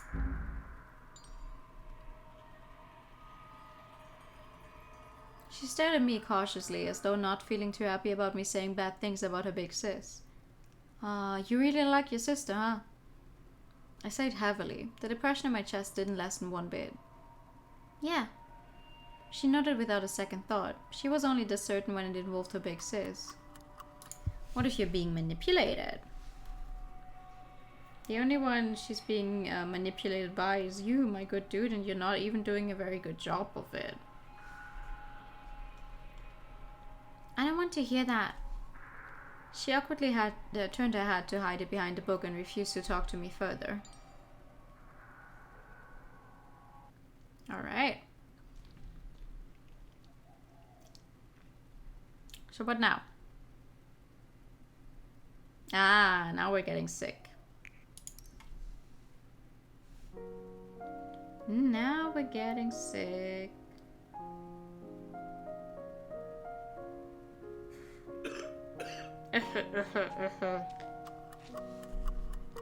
Just let me rest.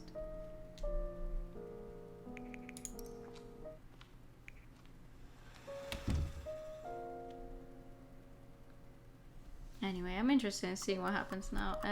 Don't you know I'm delicate? Yes, don't you know I'm delicate? Please take good care of me. I spoke without thinking. I was too tired to care if that would trigger her. Why, you...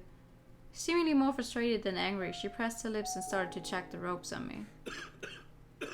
The rope is pointless now. I can't... Just shut up if you can't even say the full sentence. Noticing I couldn't even breathe from the coughing, she left those words but also loosened her grip.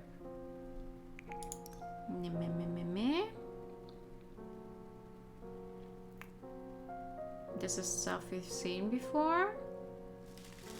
So does she go and get medicine or no? Ah, right. We have this argument here.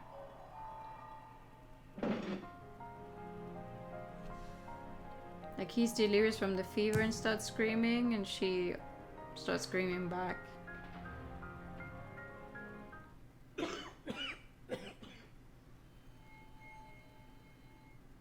And then he falls unconscious. What's next? Ah.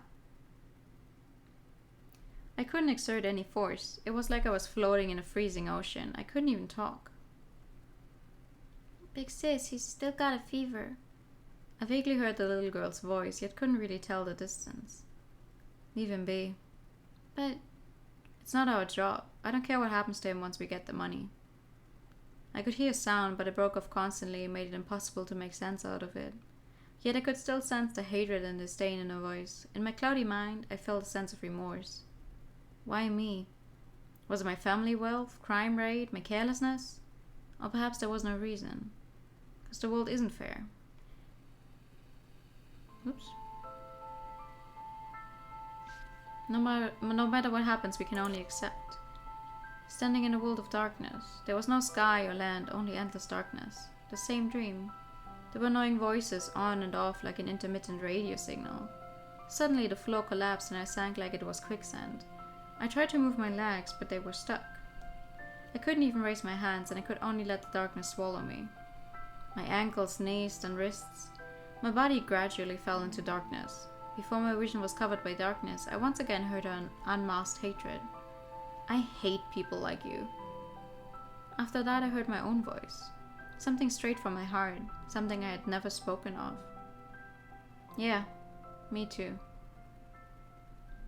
Ending 5. Parallel line. Huh? Okay. Achievement unlocked. Sickness. Okay, so we just fucking die. Okay. I'll take it. I'll take it. What else? Save 1.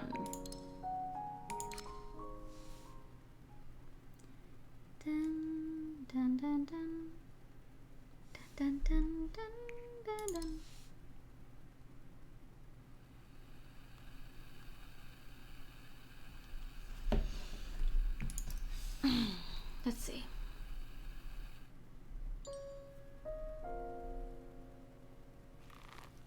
This one is a short one.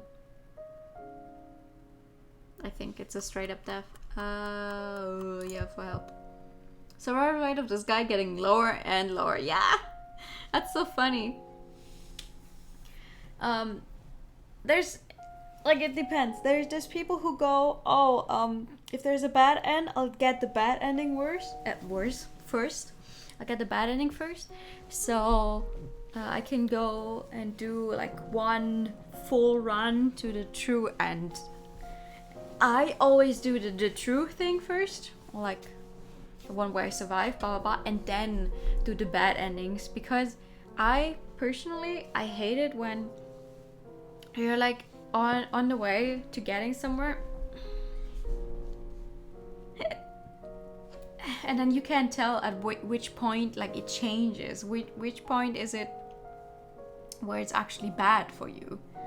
So I like it more when it's this way around, where I've already seen the true stuff and then can only make fun of seeing everything else that happens here. Hearing my rapid heartbeat, I cleared my throat. Anyone there?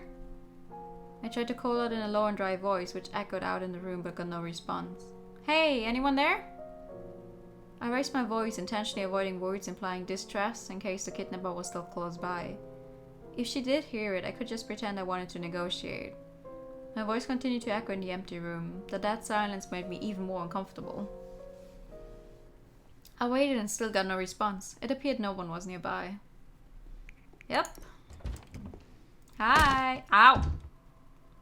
Before I opened my mouth, another foot landed on my body, abusing me with no mercy. Didn't I tell you to stay quiet? You're quite a yeller, aren't you? So she heard that after all. We're gonna die. I tried to fight back, but she dodged it easily. Ouch!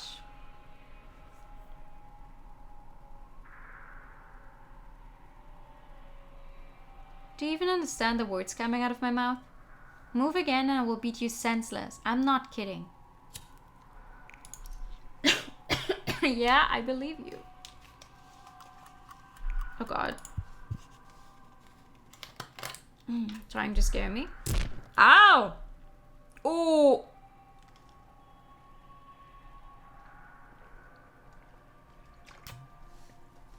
I have plenty of time, so I dare you to try it again. She spoke to me cruelly and kicked me again as though in revenge.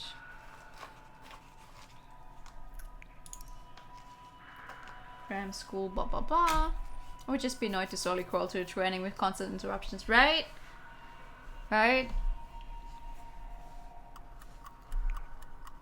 What are you talking about? I knew I shouldn't try to argue with her, but I couldn't stop myself. I couldn't tolerate such an extreme take on things. If I let her keep going, she might think she was onto something. I don't know anything about you, yet you think you know everything about me? My words went straight for the fallacy of her logic. I couldn't help but laugh. If you just want to take it out on someone, say it. Stop making it sound like everyone owes you. And there it is. I fell sideways to the ground. My vision started to get blurry. My consciousness faded gradually. All the surrounding sounds seemed further and further away. The only sound I could hear was my own weak panting. Now, if I fall asleep now... I struggled to sit up, but my limbs weren't responding, as if I was stuck in the mud. Damn it.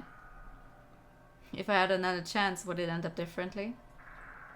Before I could contemplate anything, my last thought was devoured instantly by the darkness. Bum bum bum bum. Achievement unlocked. Choose death.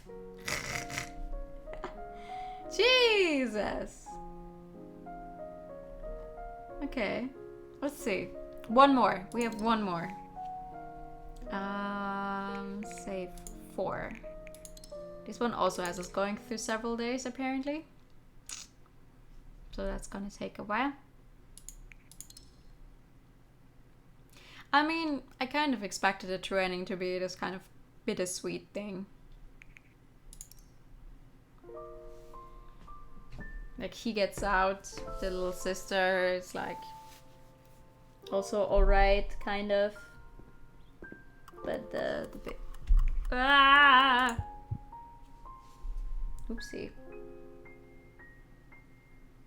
I don't look at the screen for 1 second because I'm trying to say something and then like... put together a sentence in my head, right? It's like, ho ho, choose now. Jesus. Let's see.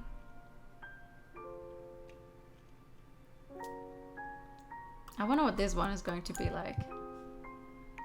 If my hands were free, then I could figure a way to get out of here. First I had to replenish my energy and relax our guard. Okay.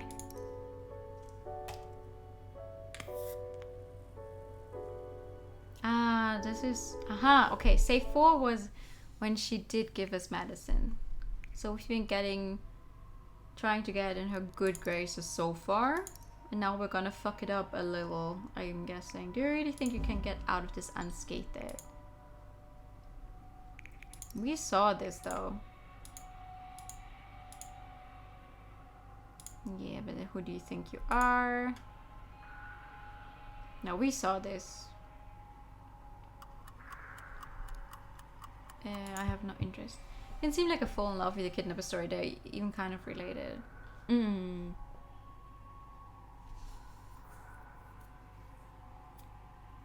Oh, I mean...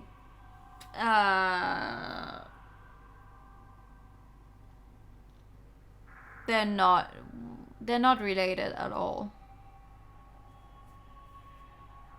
By family ties, I mean.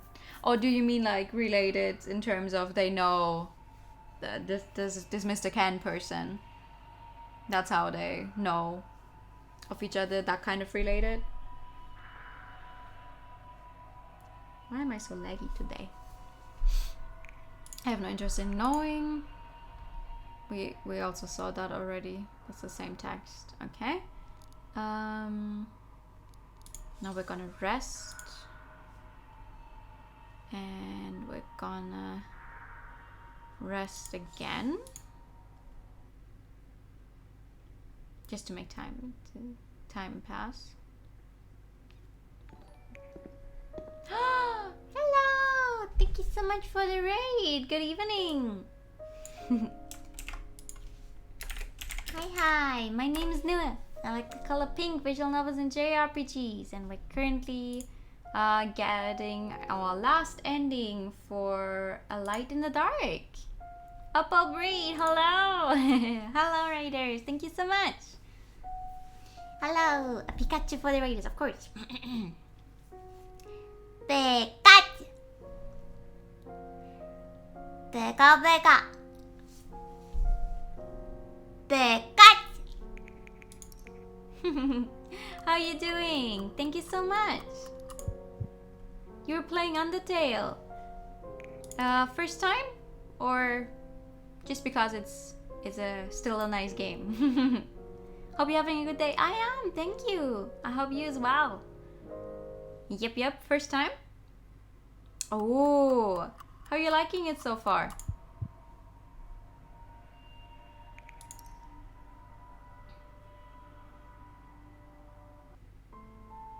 Like, how far did you get?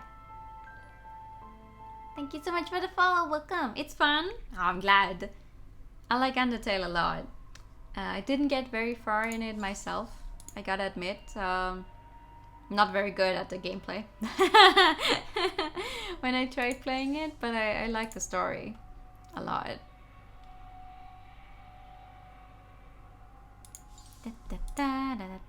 We're just wasting time. Also, I'm sorry. We're just skipping through the text right now because we've seen all of this already. We're just here to collect all of the endings. You forgot you have another test tomorrow. Oh no! Did you study for it? You feel prepared?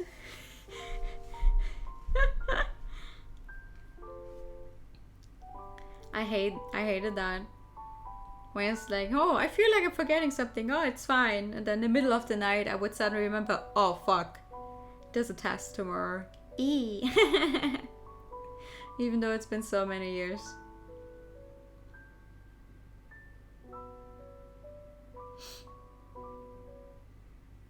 I was one of those people that would only study the night before. Be like, damn, that is a lot of stuff I need to know until tomorrow. I should have started doing this earlier. And then not do it. again the next time. Give her the follow. A pacifist round came to Snowdin. Oh, you're pretty tired, so you're like, that's perfectly fine. Thank you so much. Hope you can calm down a little and like relax. You were watching Passion, you're gonna go study now. That is a good idea. Thank you for coming by with the raid then. And good luck with your test. I hope the studying goes well.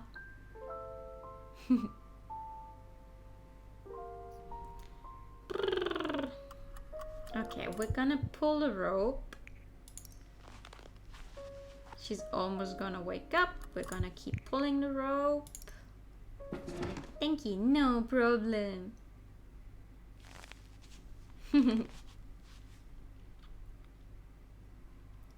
Let's see, and then we're gonna just waste all of the time we have, apparently. I wonder what kind of ending this is. We're wasting a bunch of time.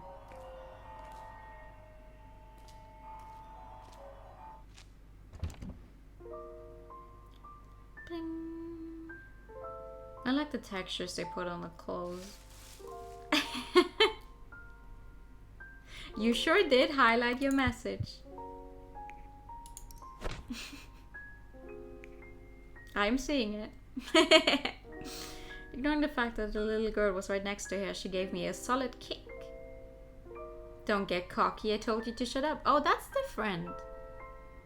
Ah, because we're not close enough here, because we didn't interact with them a lot. She gets upset when we ask about Miss Wang. Interesting. Why are you... The little girl looked at me worriedly, but was too scared to ask anything. Okay. So there is a slight change here, at least.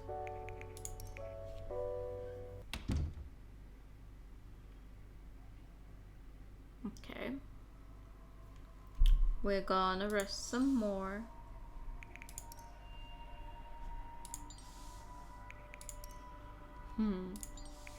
I'm glad it was a fun stream. Let's see. Was the 5th day of your kidnapped life. But yeah, that's the interesting thing, isn't it? Like on the true route where we actually interact with them a lot and get to know them better, it's like, yeah, they kidnapped me, but we've been stuck here for a while and I'm interested in getting to know more about them, right? Oh god, what the fuck? Why was her sprite like that for a second?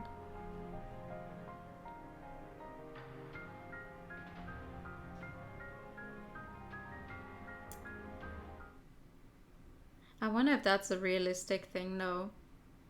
Like you're stuck somewhere and obviously you try to find out about your kidnappers. Like because you're trying to find a way out of there, so you try to lay low, but you also want to find out as much information as possible without inviting suspicion. Or maybe in this case it's just because they're kind of similar in age as well. Or something, maybe. Let's see. Broken glass on the floor. There are tons of shattered glass shards on the floor. I might get hurt by them if I'm not careful. I've tried playing with shattered glass before. My nanny nagged me for the whole afternoon after finding my hand covered in blood. Wait. With this, I could escape! Last time we tried escaping, we died. It's not even a time choice. That's fun. It's fascinating. Okay, cut the rope. Let's see. I tried to suppress the excitement in my heart and carefully picked up a sharp-looking glass shard. I rubbed the shard against the rope. Due to my illness, they had loosened the rope, allowing my wrists to move a little. Come on. Come on. Hearing my prayer, the cut mark on the rope became visible. Yes, this will work. Oh my god. Encouraged by the progress, I ignored the pain of holding the sharp glass and sped up. The cut got wider and wider. Uh-oh. I don't see this ending well. And then it was done. feeling the newfound freedom of my hands, I awkwardly tried to move them. The blood dripping from my palm made me realize my hands were bleeding from the effort. Hey, are you done yet? Don't test my patience. Almost done. The sudden yelling almost made me scream, but I managed to respond calmly, and I realized I ignored something important. I cut the rope without a second thought and didn't think of a plan to explain my action to them. My only choice was to run. There were 2 of them and they had weapons. This was dangerous. Was there any other choice? If I couldn't convince them, I might as well give it a shot. I made up my mind and cut through the rope around my feet. I took a deep breath and felt the rapid beating of my heart. It was now or never. Oh God.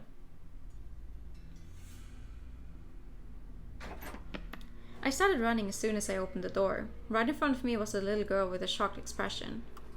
Oh God, run for the exit! I pushed away the little girl and heard her scream, which alarmed her sister. Not expecting me to get out of the rope, she couldn't react immediately.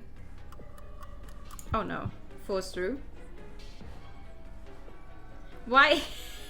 What is with this fucking effect? It was too high to jump from there, I had to break through. Yeah? I tried to dash forward and instead stumbled, almost crashing into the wardrobe. I found my balance again by having my hand against the floor. The adrenaline sharpened all my senses. Why you... In a panic, the girl raised her arm, and I could see the blade grasp within her hand.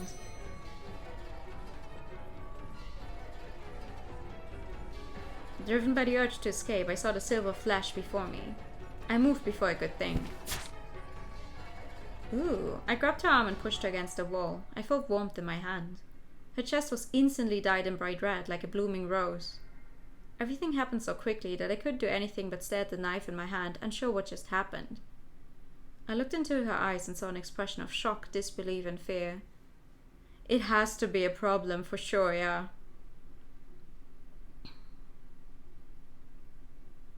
Wait, so we just stabbed her? Big sis! The sad scream of the little girl brought me back to my senses. The knife dropped to the floor with a vivid clank. My mind was a mess, and even the sight before me started to get blurry. Run. Run. Run! The only thought in my mind made me move. I staggered toward the door. Don't go! I turned my head around in reflex toward the panicked scream behind me. She was holding her sister in her arms with her head rested on her knees powerlessly. Tears were dripping down her cheeks. The girl's face was pale. She tried to apply pressure to the wound in her sister's chest, but couldn't stop the bleeding. Her forehead was soaked with cold sweat. The crimson expanded through her clothes, symbolizing her fading life. I just stood there petrified. The sensation of stabbing her with the knife was nauseating. Oh no! She started to cry helplessly and could only call her name again and again, as though trying to anchor her to the world of the living. For a brief moment our gazes met. There were marks of blood and tears on her face, but all I could notice were her eyes. All I could see was the message through those eyes, while everything else simply faded away. Save her. There were no words, but the voice stabbed through my chest nonetheless. That was more a command than a plea. Save her. An inexplicable fear took over my mind and rendered me breathless. Those eyes were like an accusation against my crime. I did nothing wrong. I did nothing wrong. I did nothing wrong! Unable to hold back the fear in my chest any longer, I roared at her like a madman. Yet she just stared at me without any reaction. As though to escape from my gaze, I ran out without turning back. Oh. It's been half a year since the kidnapping incident.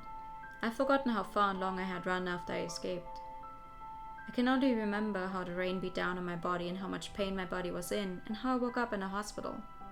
The police found the criminal quickly, but she had died on the way to the hospital.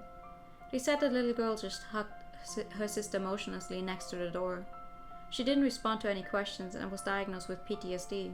She probably got sent to some social welfare facility, and I never heard anything about her after that. The case became a hot topic on the news for a while. Criticism against the government and conspiracy theories were everywhere. However, after failing to find the accomplice, the case made no progress and got closed. Even after all these events, the world kept turning. The increase in economic inequality, global warming, and the endless religious conflict. There were still people who struggled at the bottom, and those that enjoyed everything on the top. The world was unfair as always. Something did change though. I started to have a problem facing the opposite gender. I can't help but remember those days when I meet their gaze. I don't regret my decision. We strive for survival, and I only lived because I won. It was just that I could still see her expressions in my mind constantly, like a curse. Please save her. As if bound to my body, they followed me like a shadow, reminding me of the other choices I could have made. The choices you could have made, but you didn't. Wow, achievement unlocked. Indelible mark and achievement unlocked, the light in the dark. Which means we're still missing 2 pictures, the fuck?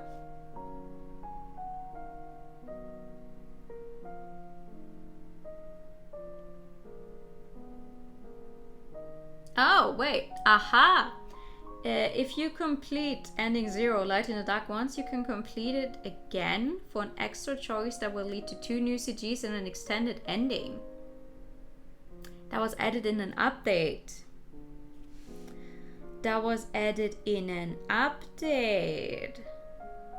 Hold up. Hold up, hold up, hold up.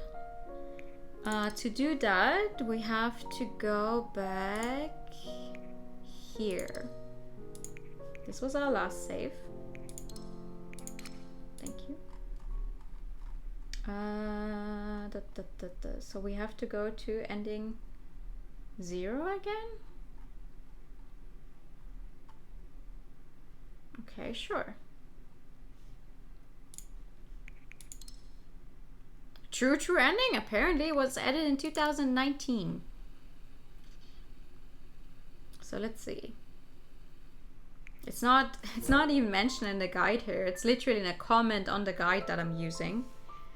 That apparently there was another one added.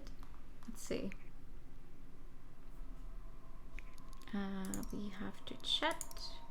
I heard you were a straight A student. Oh, why can't I? We saw this already.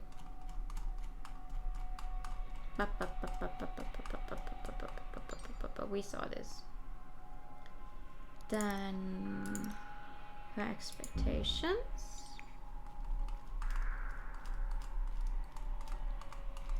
I mean, I hope it's gonna count even if I load up a save that was made before getting it.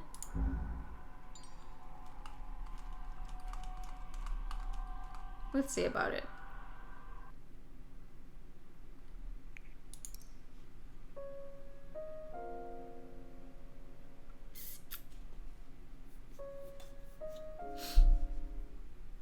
Because I would have wondered, like, why is there 2 empty slots still?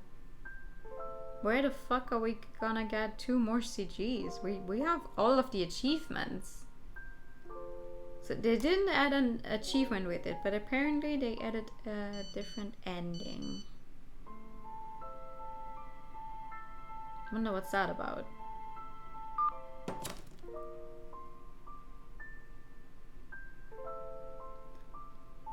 But it's interesting. You know how long to beat says the game is not that long. It's like 4 hours if you only go for one ending.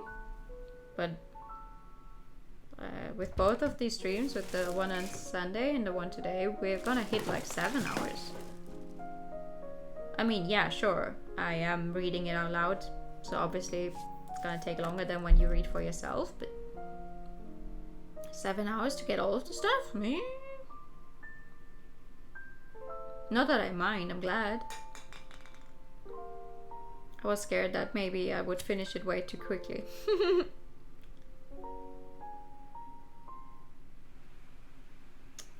This is where they start to get drunk.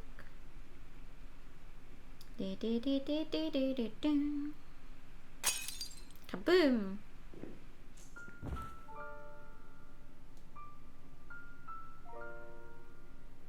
And I think it's gonna count because it counts all of this text as us having seen it before. So that should work out.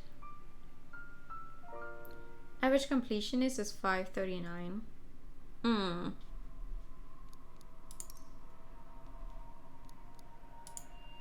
Yeah, that's fair.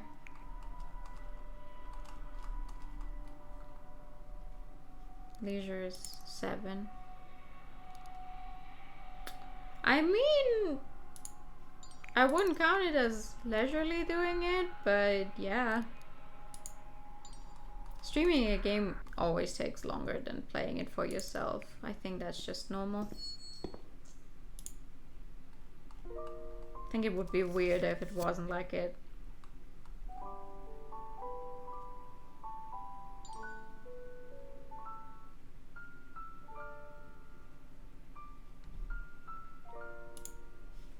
Hold on, let's see. Let's see if we can get something else. I mean, it's a fairly long ending in and of itself.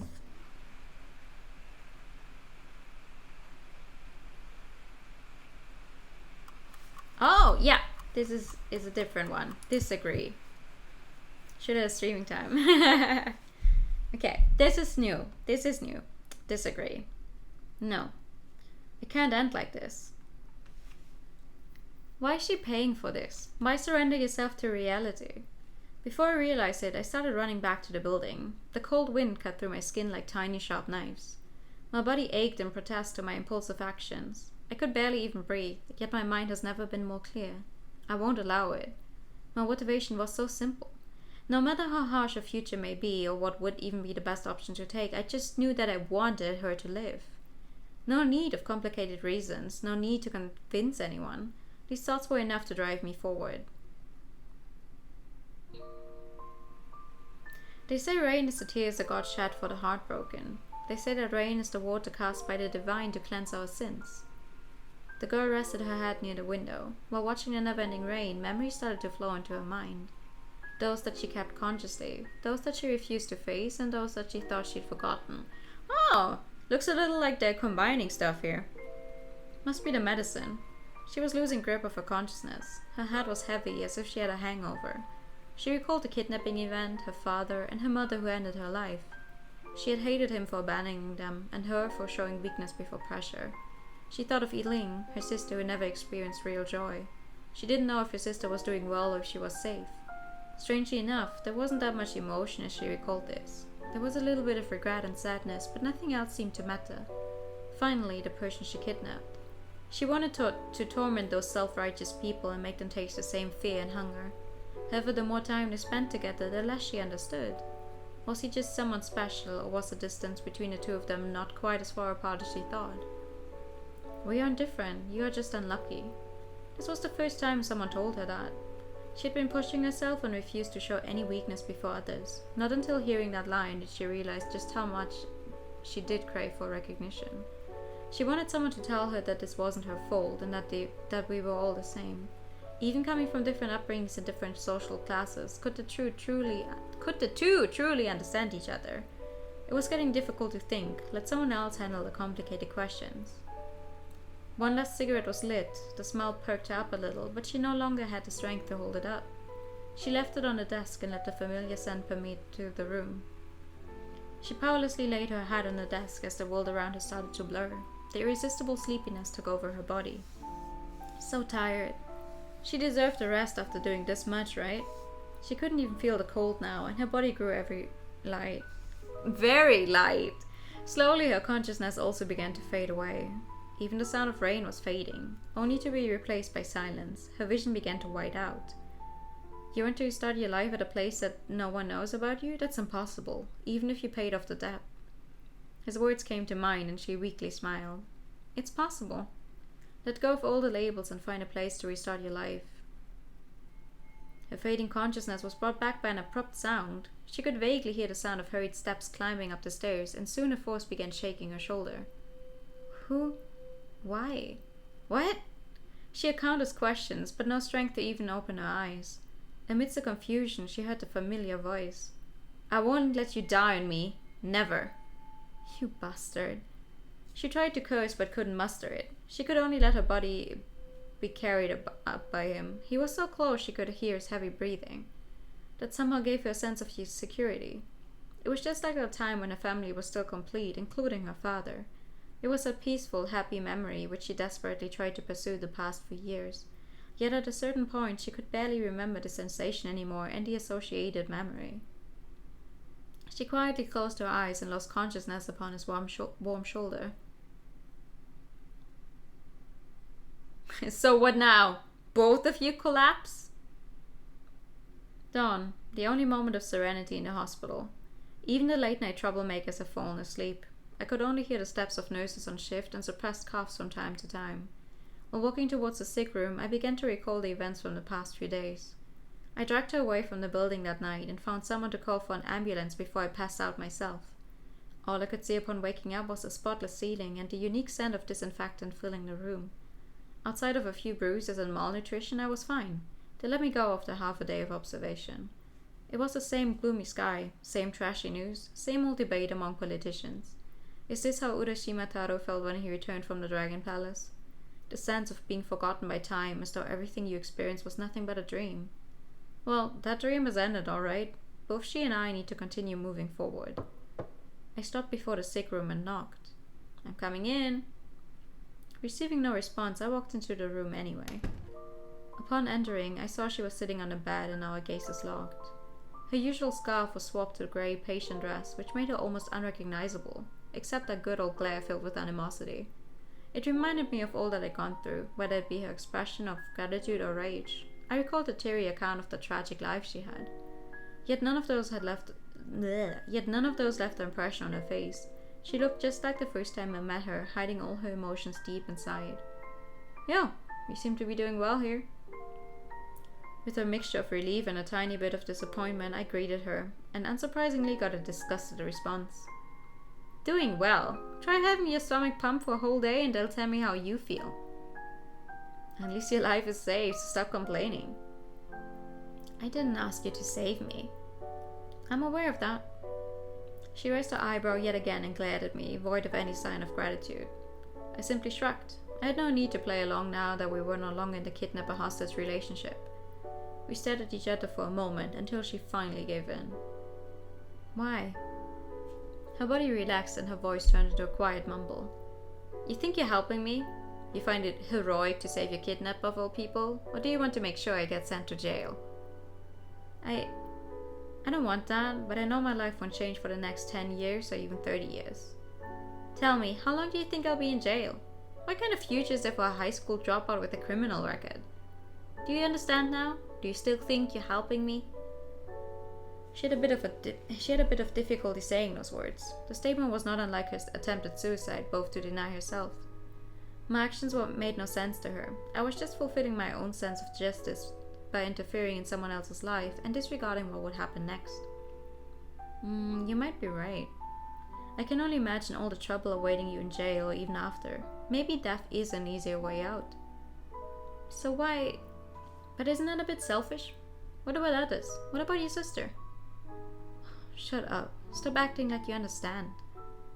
I did this for myself. The life ahead will be rough, but I want you to live on nonetheless. I interrupted her and gave my conclusion without hesitation. I was able to sort out my thoughts thanks to the rain. It's not about what is the best for her, but what I want to do. I don't want her to die. I don't want to see her sister's tears. I don't want this to be the end. Selfish or not, I wanted to prove to her that the society is not beyond saving, just like her life. I have this feeling our society sucks, but we still need to struggle within it regardless. Why is that? We're all in the gutter, but some of us are looking at the stars. What? I somehow quoted Oscar Wilde there. I tried to explain the quote, but couldn't find a better way to put it. Anyway, I can't bring myself to allow you to let it all go like that. Life's not that easy. You really are the worst. My apologies, but that's how messed up my personality is. As long as I breathe, I won't let you die that easily. You're crazy. She muttered her last complaint, still not accepting my way of thinking. Also, Miss Wang told me your sister hasn't slept the past few days. She's been staring at the TV screen waiting for news about you. Even if it's just for her, can you keep going a little longer? She averted her gaze upon hearing about her sister. It was only natural for her not being able to adjust her emotions this quickly. She needed to figure it out for herself. If it is death she wants, then no one can really stop her. The police outside gave me a gesture, indicating I should end the discussion soon so they can proceed with their investigation. Whether it be the true culprit or about her family, I still have much to ask, but I should leave the rest to the police. I'm sure we meet each other again. Hey. She called out to me as I put on my coat, ready to leave. I was by myself when I woke up this morning. I opened the shades trying to figure out the time and saw the sunrise. Even the clouds were sparkling. It was beautiful. I don't recall ever seeing such a beautiful sky before. There was this rare sign of softness on her face as she recalled the scenery she witnessed. It was an unburdened, stressless happiness in its purest form upon seeing something beautiful. I don't know what will happen, but perhaps that may be one of the things to live for. I followed her gaze and looked out at the sky as well. It was just like in an abandoned apartment where she also stared outside of the window all the time. Back then I thought she was staring at somewhere far away that I couldn't see. I wanted to know what she was looking at. But now we were looking at the exact same scenery. It's beautiful indeed.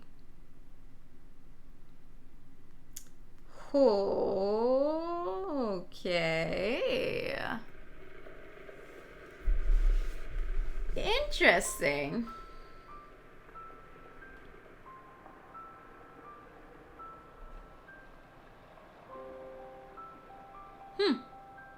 This one doesn't have a name? Or maybe the name only shows up after the credit scene.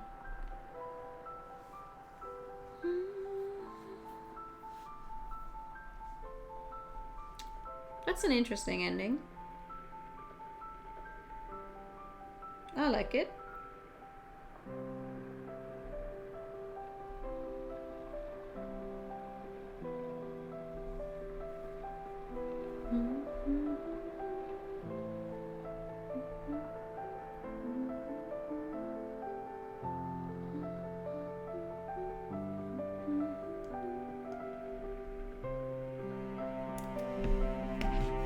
Well, with this we have the game at 100%. But we never seen it shows how she's doing. All we know now, she probably sits in jail for a long time. That's true. It's a very selfish move of him. Like, she was done with, she was ready to, like, die. Yes, Duolingo, I'm aware. Leave me alone. And he's like, oh no, I'm gonna run back and save her. And now she's in the hospital.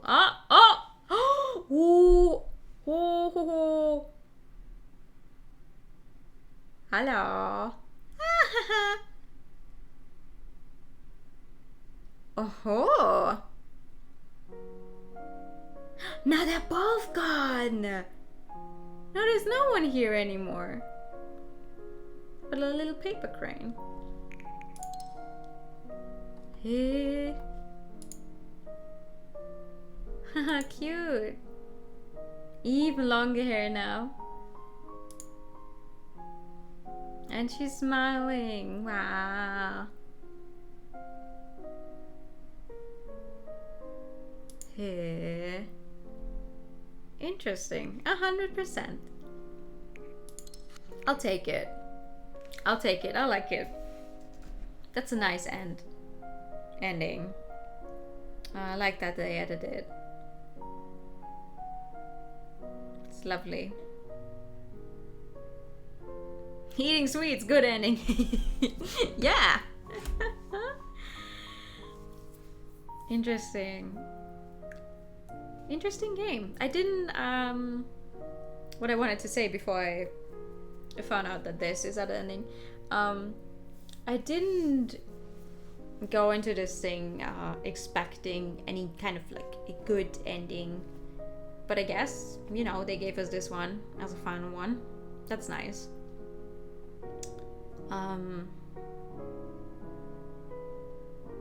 It's like a story doesn't necessarily need to have a happy ending to be a good story. But me personally, I much prefer happy endings where stuff gets resolved. And even if it might be unrealistic sometimes, when stuff gets resolved, that everyone survives and everything is just over with and it's all good, I like it. Makes me feel at peace. when stuff has a good ending. Also, I just realized that you can faintly see where they usually sit, because in the window, the arm, I don't know if it's noticeable on stream as well, but on the right window, you can very clearly see the silhouette of her arm still. I wonder who made that CG. Maybe they forgot to separate the layers or something. But so hello TK, good evening. But that's it. That means it's another game done. Which also means I need to find something else to play on Sunday. Woo! But I'm happy. I'm happy we finished this. I've had it in my library for a while. It does leave the question how the two got together again afterwards. For sure. For sure. I mean, maybe she must have been like, I don't know what the legal age in Taiwan is, but I'm guessing she was legal, like 20, 21, something along those lines.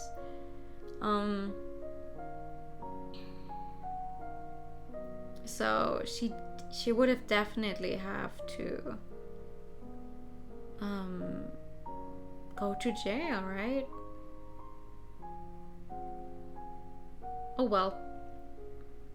I mean, I'm happy enough they gave us this kind of ending, a good one, where both of the sisters survive. That's nice. And apparently they can rejoin like society. Nice. I'm happy. I'm happy we played this. Very happy. I would recommend it, I think. I would recommend it for other people to read. No, it was good. I'm a little bit sad though that lots of parts of the script were like messy English. Or just straight up like all of those typos and weird sentences.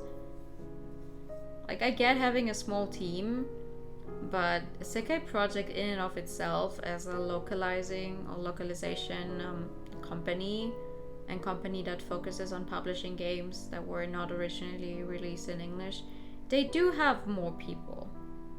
Or they do have people that are good at doing what they should be doing. So you can definitely get someone to quality test and then read your script again before putting it in the final game. And making sure everything is correct. One or two typos, I wouldn't say anything, but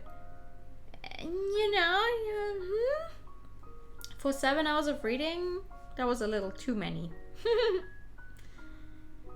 But yeah, that's gonna be it for tonight. We went almost 1 hour overtime. Jesus.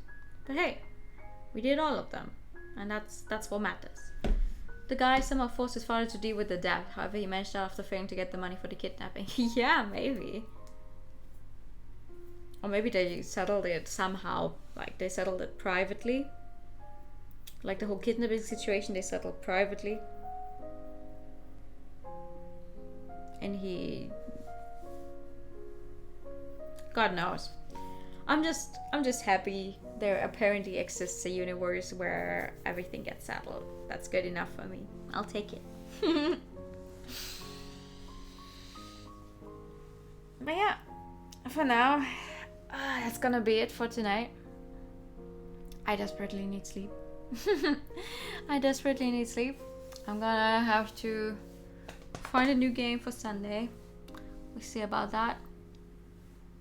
Other than that, plans for the rest of the week are Friday to maybe finish Disco Elysium, if I can make it.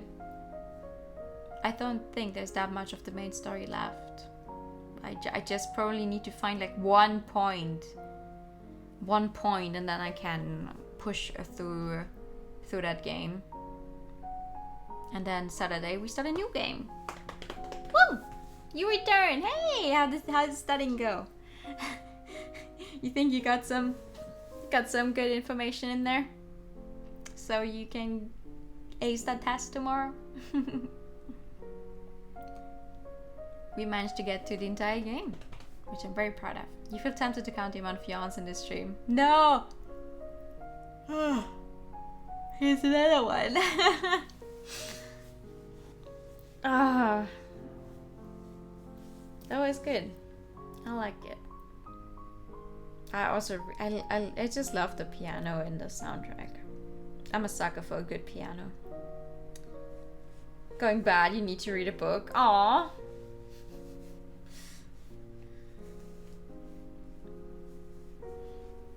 I feel you though. Recently, like I've been just downloading ebook versions of books that I like own physically already, but I can't hold physical books. I can't sit down and read them for a very long time before my eyes start to get tired.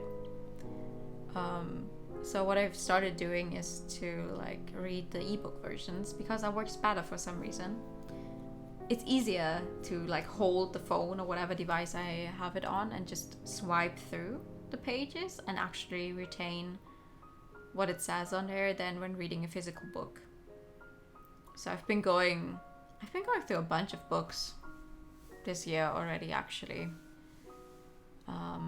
Like if we go strictly by books, meaning you know, like light novels, but also like classical. Well, not classical. That's the wrong word, but like just a normal book, and not a manga or anything. I've read 12 so far this year, I think, and I do want to get through a few more. I just finished reading all of the currently available volumes of the MXTX novels that are now coming out in English officially. Though, to be fair, since I already read the fan-translated versions of those books, I already know the plot, right? So it's just a rereading, but still, it feels really nice. I read through like 3 of them in 1 week because I just kept going. Like every lunch break and every time I had a few minutes, I would just open up the ebook on my phone and just read a few pages. And then boom! Finished another book. And that feels nice. I love that. You read a bit of a book about wolves? Ooh, nice. Your friend just sent you an easy way to study? I have to admit, I don't know how to study. I never really did it. It's like, sure, I went through... What I would do when I try to sit down and study is read through all of my notes and then write them down again. Like write the most important parts, then highlight the most important parts of the most important parts, then read through it again, and just do that over and over. Just read through it and read through it again, wait a little, read through it again, wait a little, and then I'd be like, damn, I had planned on spending like 2 hours on this, but I did 1 hour and I'm already finished with writing everything down, and I'd feel bored. And because I always did that like the day before the test, I would just go to sleep and then have that piece of paper with me in school and just read it and read it and read it until the test. And then try to rely on some short-term memory of like, oh, you just read that on a piece of paper, and then answer all of the questions until my short-term memory would run out and then suffer through the rest of the test. I do not recommend this method. That's not studying. That's not how you retain information. It's just what I would do. And I managed to get through school just fine, so you just read. Yeah. But yeah, for now, what I'm gonna do is go the fuck to sleep. So, you never restudied, didn't finish 10 class in first half, sounds like got the best possible grade. See? We managed to graduate just fine. Bam! I don't know what everyone's problem is. Well, yeah. Thank you so much for coming tonight, everyone. I'm actually gonna send you guys over. I don't know.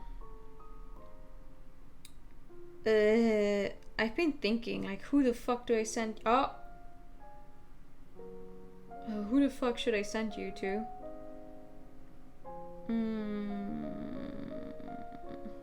Speaking of studying, you know what? I know where I'll send you to. Because speaking of studying, Tip is gonna do a study stream tonight, it seems. She's starting in a few minutes at least. And from what I've seen of Tip's study streams, it works. For her, it works. She knows how to study. So that's a fun coincidence. We should go say hi to Tip. It's 11:54 and you need to study more. Oh, you're 1 hour ahead of me. Then. Because here it's 10:54. But yeah, I need... You go study more. I wish you very, very good luck. Also, thank you so much for coming with the raid and staying. Thank you for a nice stream. No, thank you for coming. Let me set up the raid Tip. You wish you good night, get some sleep. I will. Stop saying yawn though. Thank you so much for coming, everyone. Here's the raid message. I'll see you all on Friday. I wish you a very, very good night. See you all soon. I need to set this song. There we go. Good night. And bye bye. I need to find a fucking quick button to mute myself. I always feel awkward. Good night. Bye bye.